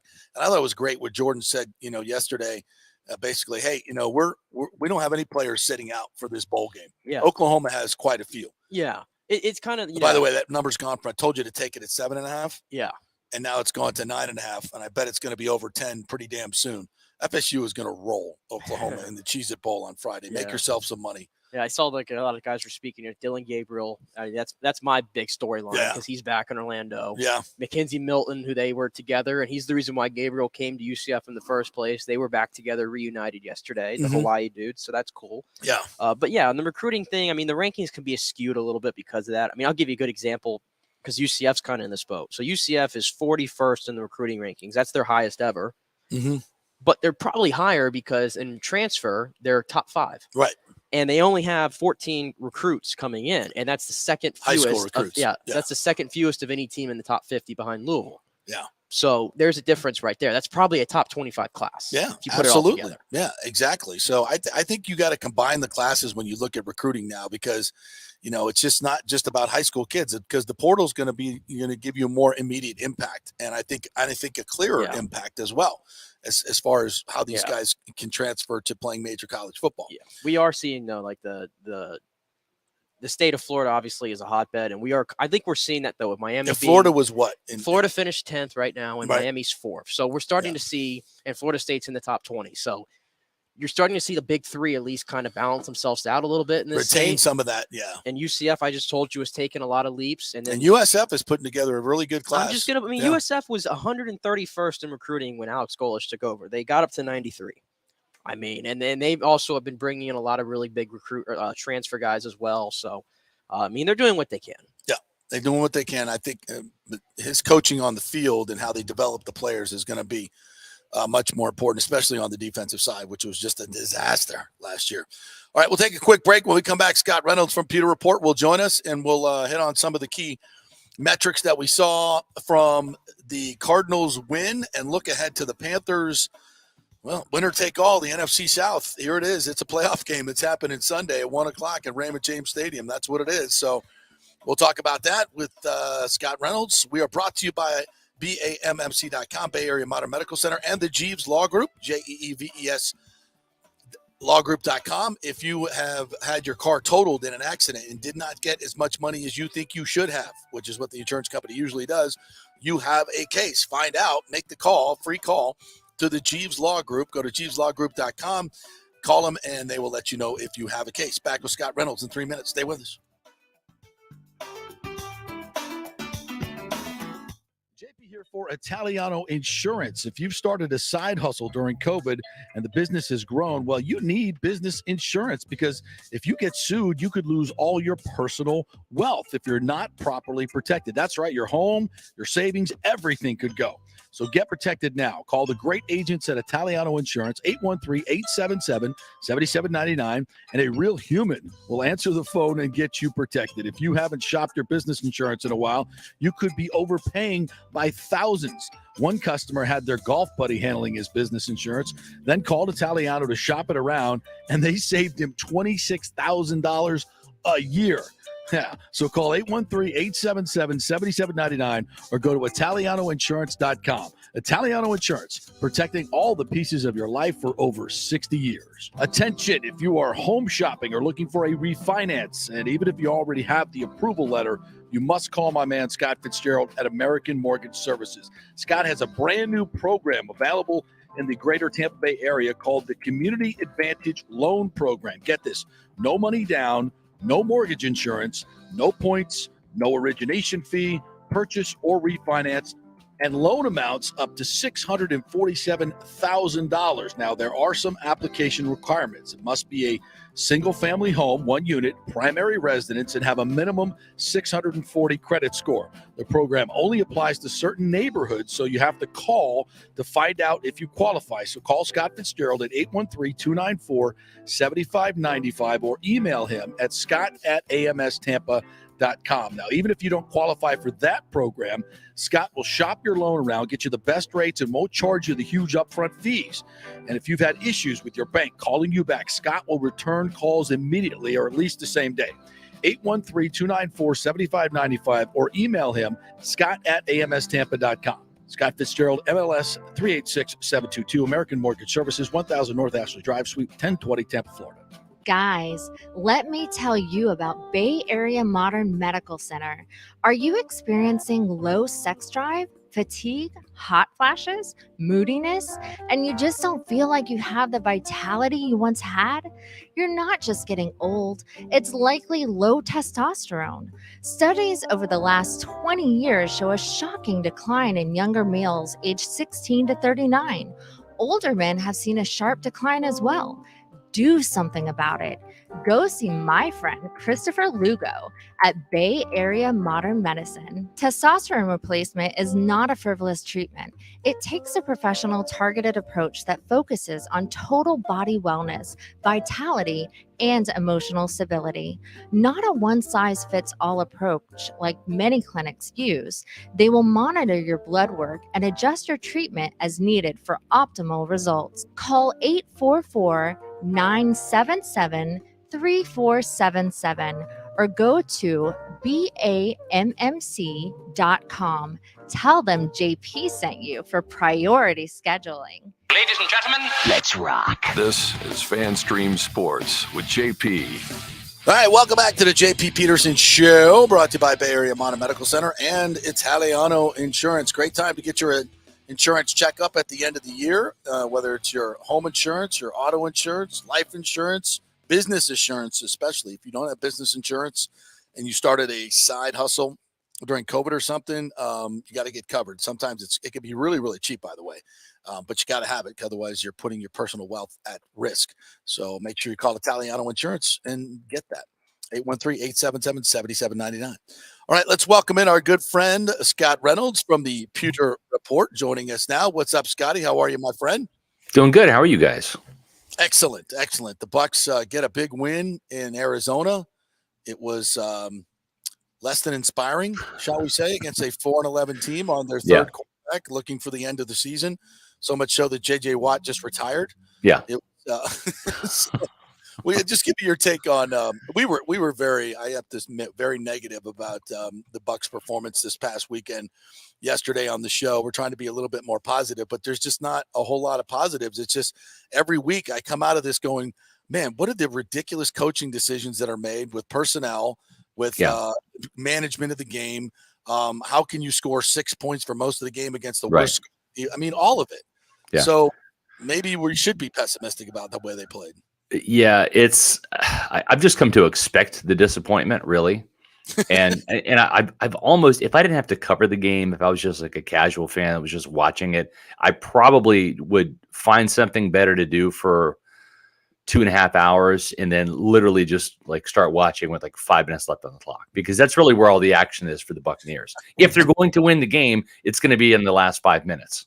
It's just what we've been conditioned to with the Rams game, the Saints game. Should have been the Browns game, but they kind of went off script there, and then this game as well. They just maybe Todd Bowles was a drama major, back at Temple, and has a flair for the dramatic and wants these games to be as close as possible for sheer entertainment and anxiety. I don't know. It's crazy. Tom Brady, when I'm watching this on Christmas night, it reminded me of Die Hard, which is a Christmas movie, right? Where John McClane, his night started off a little rough at Nakatomi Plaza.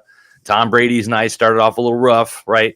And broken glass, cut feet, all that stuff, having to kill the bad guys one by one. Then all of a sudden, happy ending, of course. And that's what Tom Brady helped deliver in overtime, where he finally was perfect, 6 of 6, and seemed to have a good game plan to beat the bad guys in overtime that just didn't work in regulation. So I don't know. To me, I've just come to expect the mediocreness that is the Tampa Bay Buccaneers this year, because that's what they've been. And it's interesting because I'm writing my 2-point conversion column. I'm going to put that up on pewterreport.com in just a little bit.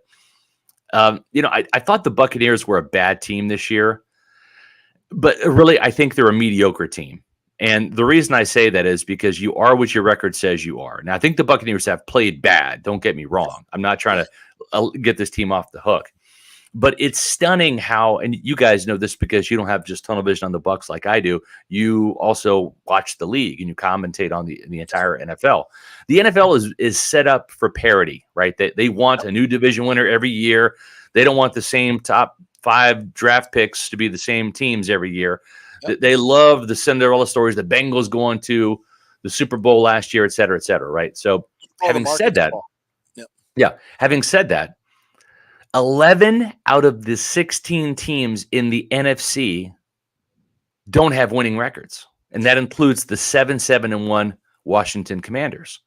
Okay, so that's 11 out of 16. There's only 5 teams in the NFC that have winning records. So you might think, okay, well, the AFC, that's the better conference, right? That's, they've got the little, probably more Super Bowl favorites over there. Chiefs, Bengals, all right, the Bills. Well, in the AFC, 10 out of the 16 teams don't have winning records. So it's kind of crazy. 21 out of the 32 NFL teams at this stage with 2 games left don't have winning records. Yeah. And so this year, more than any, has been exactly what the NFL has wanted. The Bucs are one of, 1, 2, 3, 4, 5, 6, 7, 8. They're one of 8 teams that have a 7-8 record right now. Yeah. Mediocre. It's nuts. Yeah.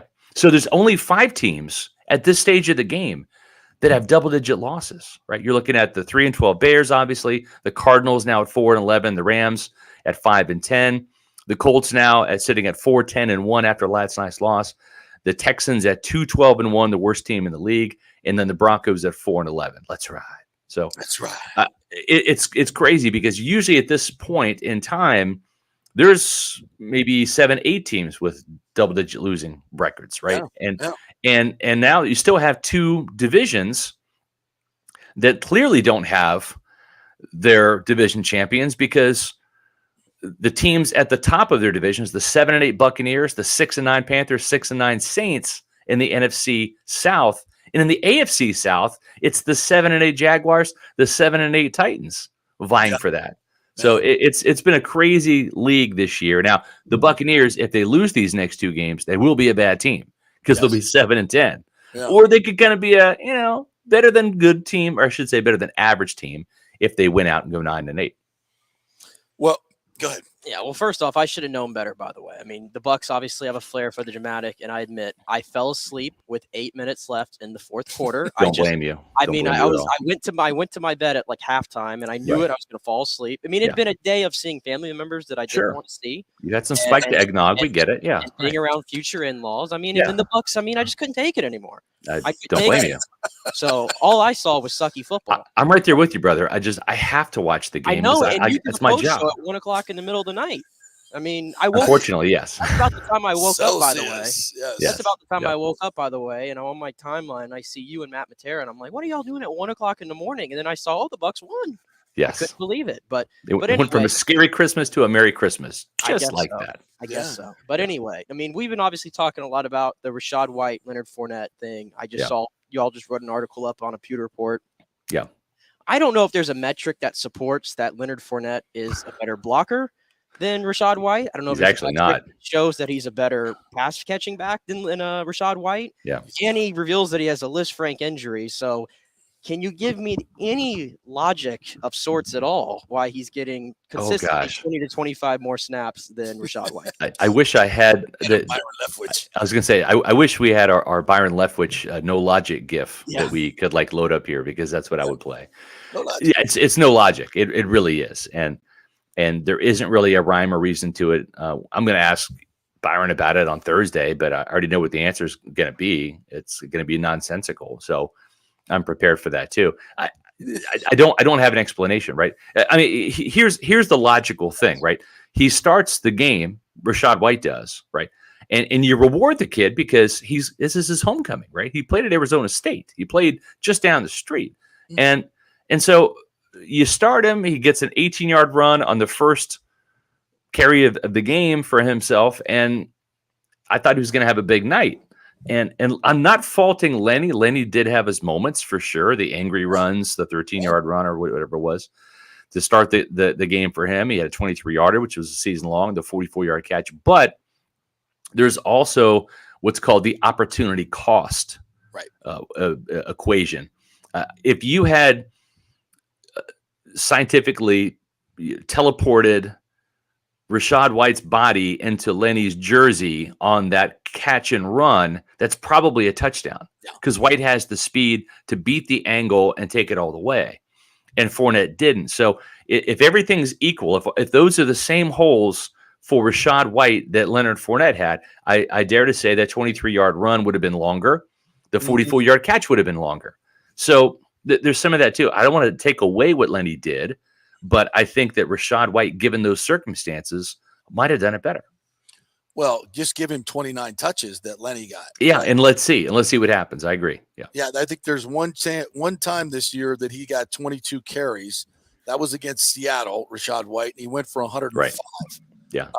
That's pretty good. And I think he also, for receiving that game, had some 30 yards in receiving that game as well. They had 14 carries against Cleveland, 64 yards, but that's been his high.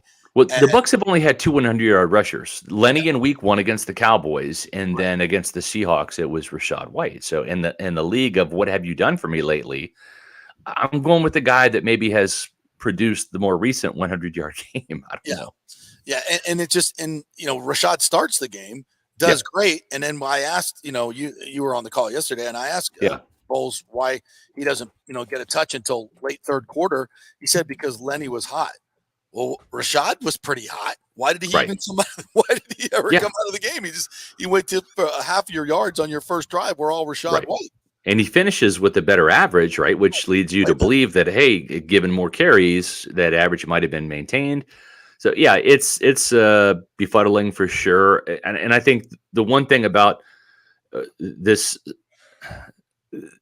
The one thing I like about Byron Leftwich, there's a lot of things I don't like about Byron Leftwich, but one of those things is the fact that he rarely does in-drive substitutions. In other words, he will, if the Buccaneers keep getting first downs, unless you're like at, play 9 or so where Lenny just needs a breather on that, he will not substitute within the drive. In other words, and even like a situation where we saw Leonard Fournette have those 4 carries in a row, he will not say we're going to put Rachaad White in here on 3rd and 1 and give him a try at it. You'll rarely see that. Like when Keyshawn Vaughn got his carry, that was on Rachaad White's drive, but that rarely happens, and it should happen more often. It should be.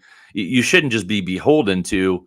We're going to stick with Lenny on this drive and see what happens. Now, I'm all in favor of running backs getting into a rhythm. That is a real thing. Yeah.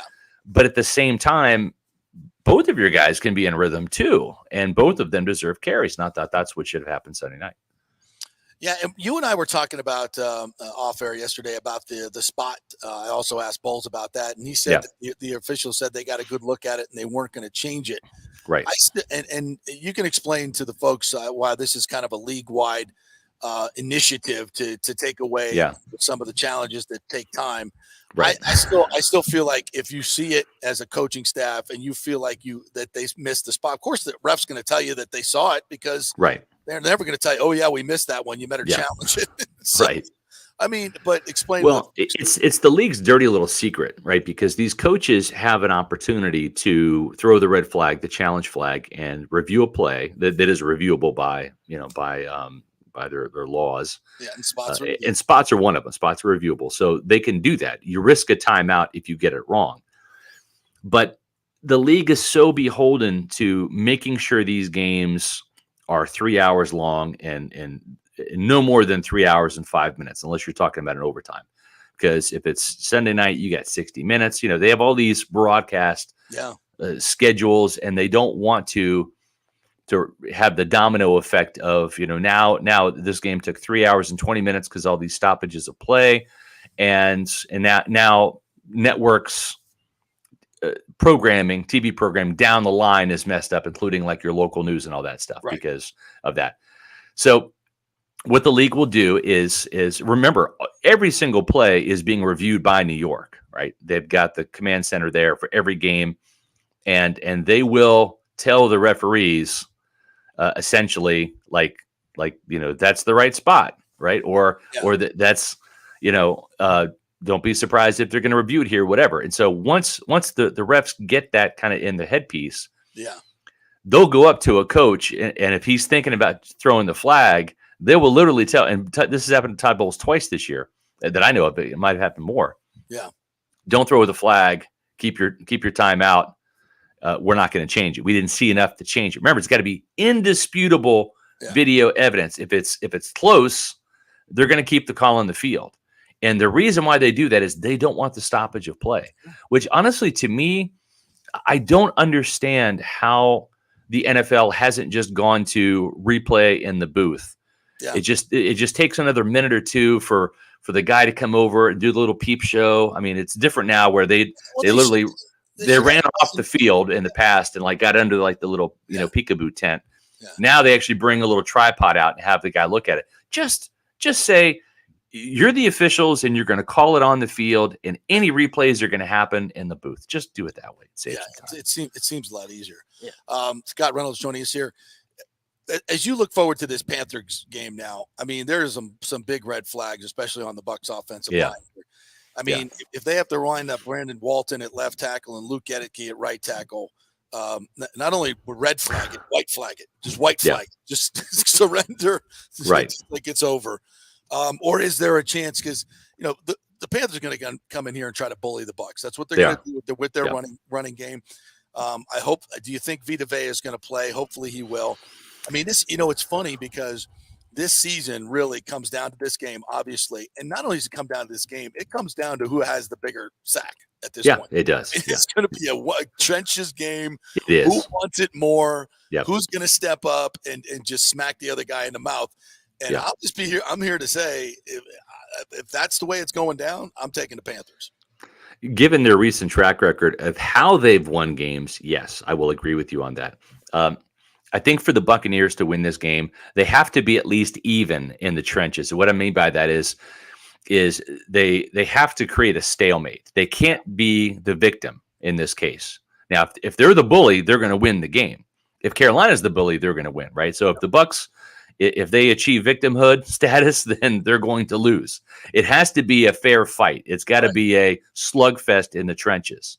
Then it goes to the turnover margin. And we've seen the Buccaneers be way too generous this holiday season, giving out gifts. Even Tom Brady got in the mood again with 2 interceptions to Marco Wilson. I don't know about you guys, but I for the first time, and I'm watching Buccaneer football here since 2020, but since Tom Brady and Mike Evans have been teammates, for the first time that I can remember in my mind saying, "Don't throw to Mike. Don't throw to Mike," which is the most insane, asinine thing that I've never, ever in my mind, whether it's Jameis Winston or, Mike Glennon or, whoever his quarterbacks have been, Ryan Fitzpatrick, I've never in my wildest imagination said, "Don't throw the ball to Mike Evans." That was the first time in my life where I've said, "Tom, don't throw to Mike. Yeah. Don't do it." Because Marco Wilson, for whatever reason, was having a game, and there was almost another pass that got picked off on a quick slant to Evans, and it was just nuts. But they've got to win the turnover margin. They did on Sunday night. One of those was the Keanu Neal interception on the Hail Mary attempt. The Will Golston, that was a gift. That was the football god saying, "You know what, we really screwed you guys against the Bengals. All right, that was a little overkill. We're sorry. We're going to kind of balance it out a little bit." Will Golston's literally on the ground. They do a fake pitch, and the ball falls right into his lap. So maybe football karma evened out there. But this is going to come down to trench play, as you said, and then turnovers. And right now, the Buccaneers have been lousy this year in the turnover margin. They are -4 in the season. I went back and looked. Last year, they were +10. That's a 14 turnover swing from last year. And even the Super Bowl year in 2020, they were +8. +8 was 4th best in 2020. Last year, they were 5th best at +10. Right now, the Bucs are 6th worst. And what I mean by that is they've had only 16 takeaways and 20 giveaways. So the 20 giveaways has been the most of this Tom Brady era here in Tampa. They had 17 giveaways in 2020, 19 giveaways last year, 20 already this year with 2 games left. And in terms of Todd Bowles' defense, they had 25 takeaways in the Super Bowl season during the regular season, 29 takeaways last year, only 16 takeaways this year, and 3 of them came Sunday night. So entering that Cardinals game, they only had 13 takeaways this year. It's crazy. Yep. All of the numbers are going against him. You look at Mike's numbers, just in terms of targets the last 3 games, 9 targets, 4 catches, 9 targets, 5 catches. Last week, 8 targets, 3 catches for just 29 yards. To your point, that's very un-Mike Evans-like. Yeah. Scotty, thanks so much as always for your time. Absolutely. Tell all the folks what's going on at Pewter Report as we lead up to what essentially is a playoff game this weekend. That's right. The playoff push has already begun. We have our content on pewterreport.com for Bucs Panthers. This Sunday is going to be a big game. Make sure you're following us on social media. That's at Pewter Report on Twitter, Facebook, and Instagram. And then we also have Pewter Report podcasts that come out on game days. Also Monday, Wednesday, and Thursday at 4 o'clock. Live Eastern, and that's at Pewter Report TV, which is our YouTube channel. Subscribe to Pewter Report TV; it's free, and we'd love to have you, join the show. We have a in-game, or I should say, in-show chat session going where we read your comments and answer questions. So it's a good time. 4 o'clock tomorrow on Pewter Report TV. If you miss any of our live shows, you can always catch the full video podcasts at Pewter Report TV on YouTube. Very entertaining. Great stuff. Thank you, Scotty. Appreciate Thanks, guys. it. You got it. Happy week. New Year. We'll see you Sunday. Yeah, Happy New Year. Yeah. See you New Year's Day. All right. We go from one esteemed journalist to another. The great TJ Reeves joining us here, Bucs sideline guy. Merry Christmas to you, my friend. Happy New Year. All that good stuff. You spent your Christmas in the desert in the beautiful weather while we're shivering back here in Florida. My friend. Have you recovered? Who knew? And I don't know how esteemed I am. Great knowledge there from Scott Reynolds. Love his work with Pewter Report. Always love being on FanStream, JP. And thankful for the word charter, or the 2 words charter aircraft to get to and from Arizona, because, guys, the rest of this is a nightmare right now all over the country. I mean, you're talking about we're up to 15,000 flights canceled since last Friday, going through today and already tomorrow. There are hundreds of thousands of people that either got stranded on Saturday or Sunday that have no way to get home and no way. Have you seen, not only locally here in Tampa Bay, where we're all 3 based and doing the show, not only at Tampa International Airport, but like the Phoenix Airport, the Houston Airport, the San Diego Airport, the Dallas Airport, where Southwest has different hubs. And there are thousands of pieces of luggage at each one of these airports where people can't get home. Their bags got there. The connection got there with the bags, but the people didn't get there. The bags are stuck. Yeah. It's crazy what's going on. So we're grateful right now on this post-Christmas that we were able to get to and from Arizona, because there's a lot of people that did not get to and from, and it ends up being a happy Merry Christmas with the comeback win over the Cardinals. Yeah, I can't imagine what it would have been like losing to that sad bunch of Cardinals. But I will say this, and you felt this like early on, when the touchdowns called back, it's like the Bucs were like, they were getting ready to, okay, we're going to take this game over, put you guys out of your misery, let the Cardinals quit in this, second half, fans go home. But instead they let them hang around. Then the fans got drunk, got into the game. It was loud there. Like, it was like, let me give you some stuff on that, on the ambiance, et cetera. So there was some speculation. Is anybody going to be at this game? I'm going, it's Christmas night. Tom Brady's there likely for the final time. Right. Save for, do you want me to say it, Nick Gaddis? You want me to say it? Save for Super Bowl 57, when he could be back there to play again. So he's likely there for the final time. There's no school the next day. A lot of people were off work yesterday because of observance of the Christmas holiday on Monday. So why would you not go to the game? So I kept saying to people, this place is going to be packed. It's going to be loud. And it was loud at the beginning, but then the Bucs kind of took the crowd out of the game. They moved the ball. They got the field goal. And I saw you guys yesterday, and I realized you're in a different role. You're more critical. I get that. I'm compromised. I come on your show all the time and say, I work for the team. I'm slanted. I want them to do well. Playoff checks, baby, to pay for Christmas, to pay for orthodontics, to pay for college funds. This is what we want. All right.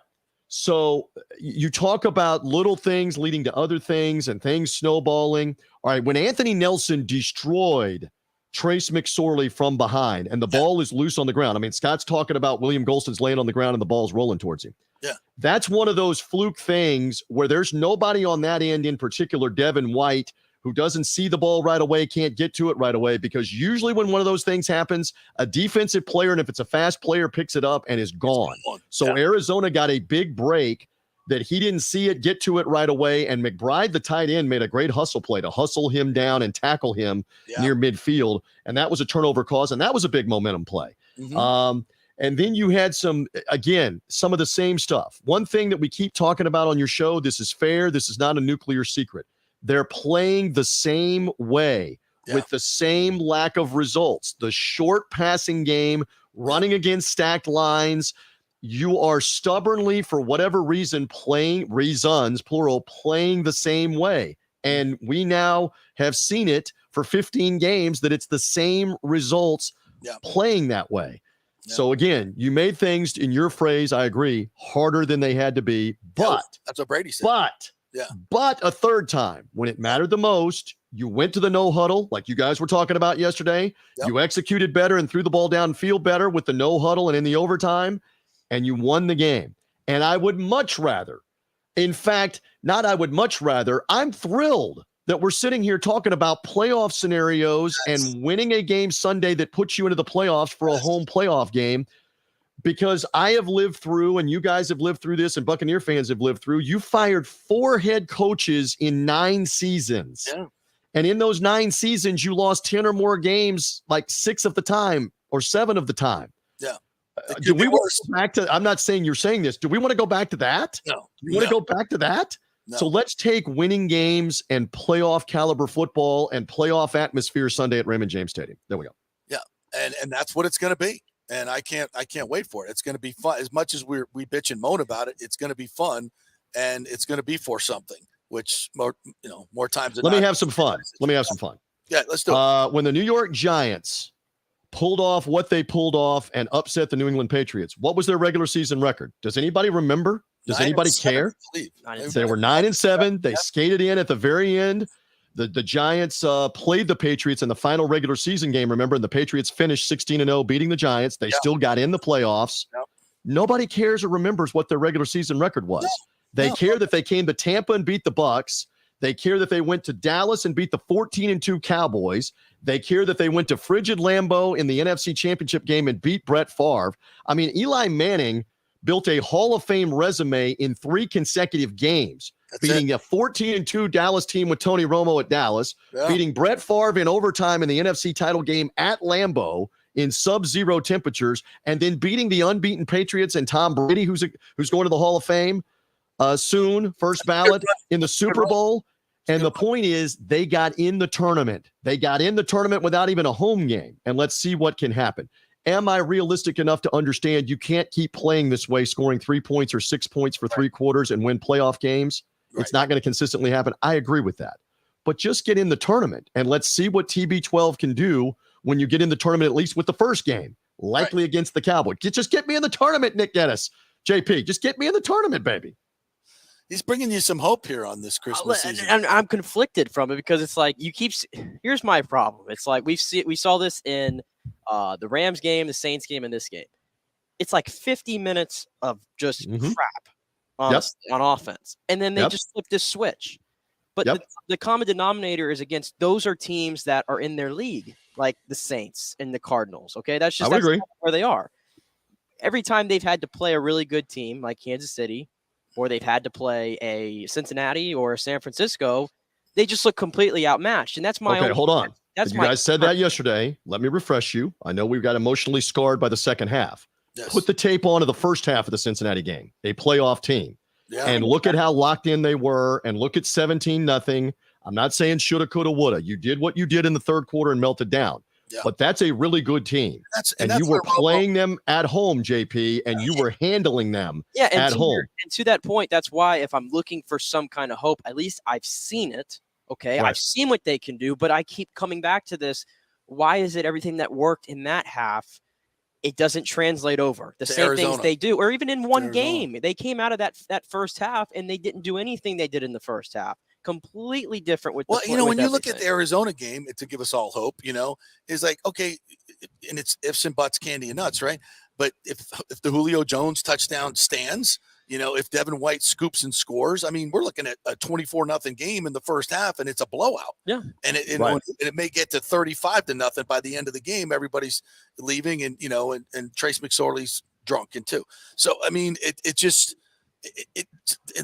is what's keeping this team from doing anything. Is like it's a penalty here, it's a drop pass there, it's and it seems like every time they make a mistake, it costs them a touchdown.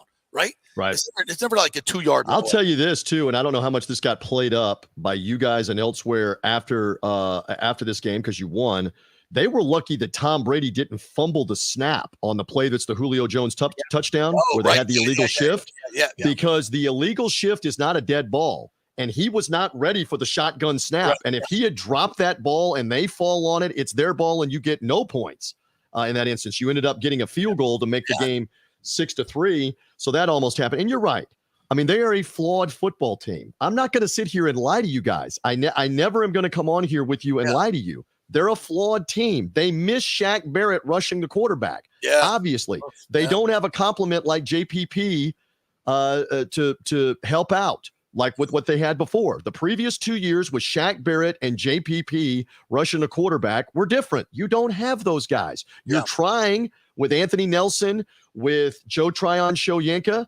We need JTS to keep contained. He keeps getting out of position, and I know he knows this. He's so athletic and talented, but he's got to keep contained on the outside moving forward, starting with this one. Carl Nassib's been hurt. You're rushing other guys as backups right now. Oh. So, I mean, you're not the same team. You're a flawed team. But, if you come out and play smart, take care of the ball, to Scott's point, and we're not just gonna elaborate, but this is alarming. I mean, Tom Brady's throwing more interceptions right now recently than he's thrown in his entire Tampa Bay career.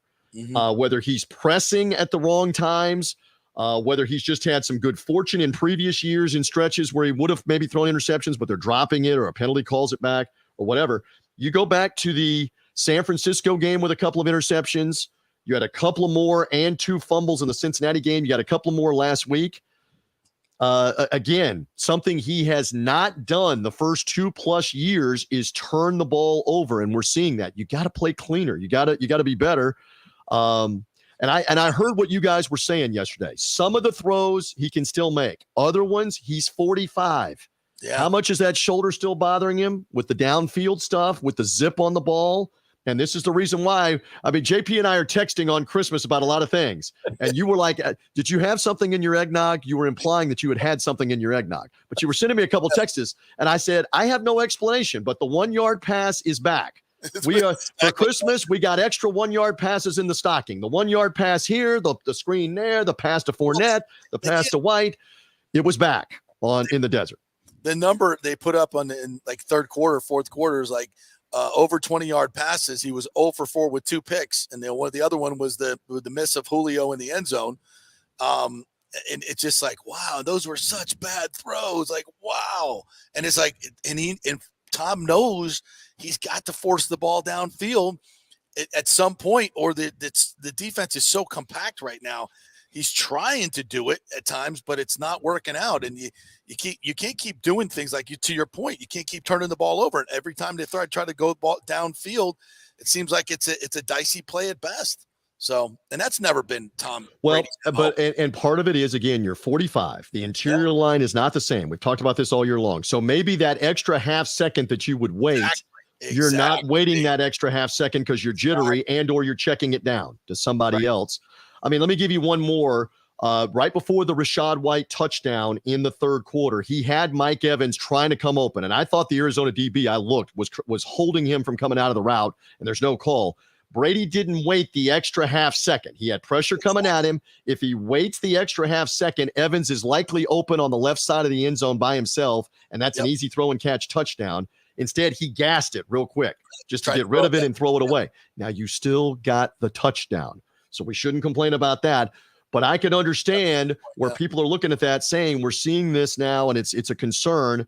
My thing is just get focused and be ready and be highly motivated and play a clean game with Carolina and get out of there with a win.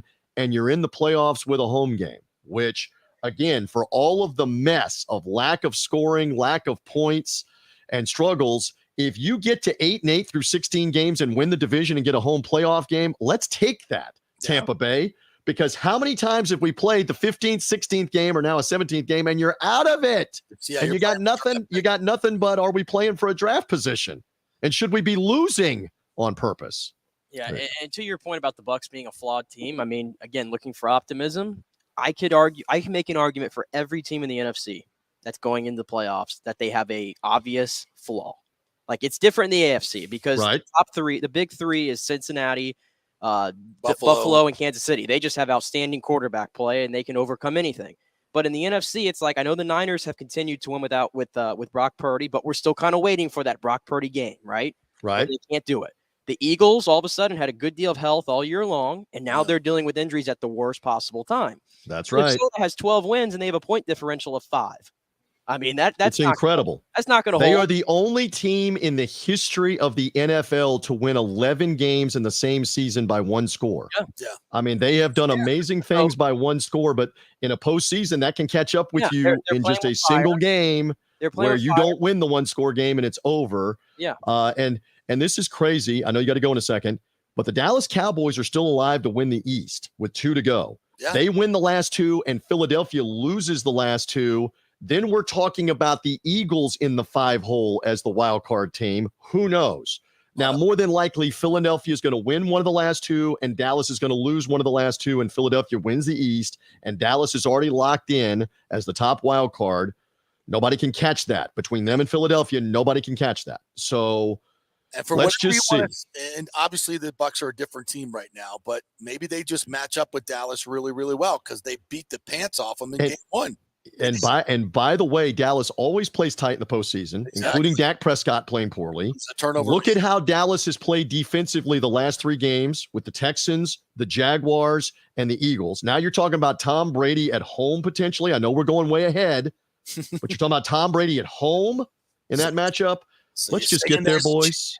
Saying there's a chance. Let's just get there. Can we just get there? Get a win against Carolina on New Year's Day.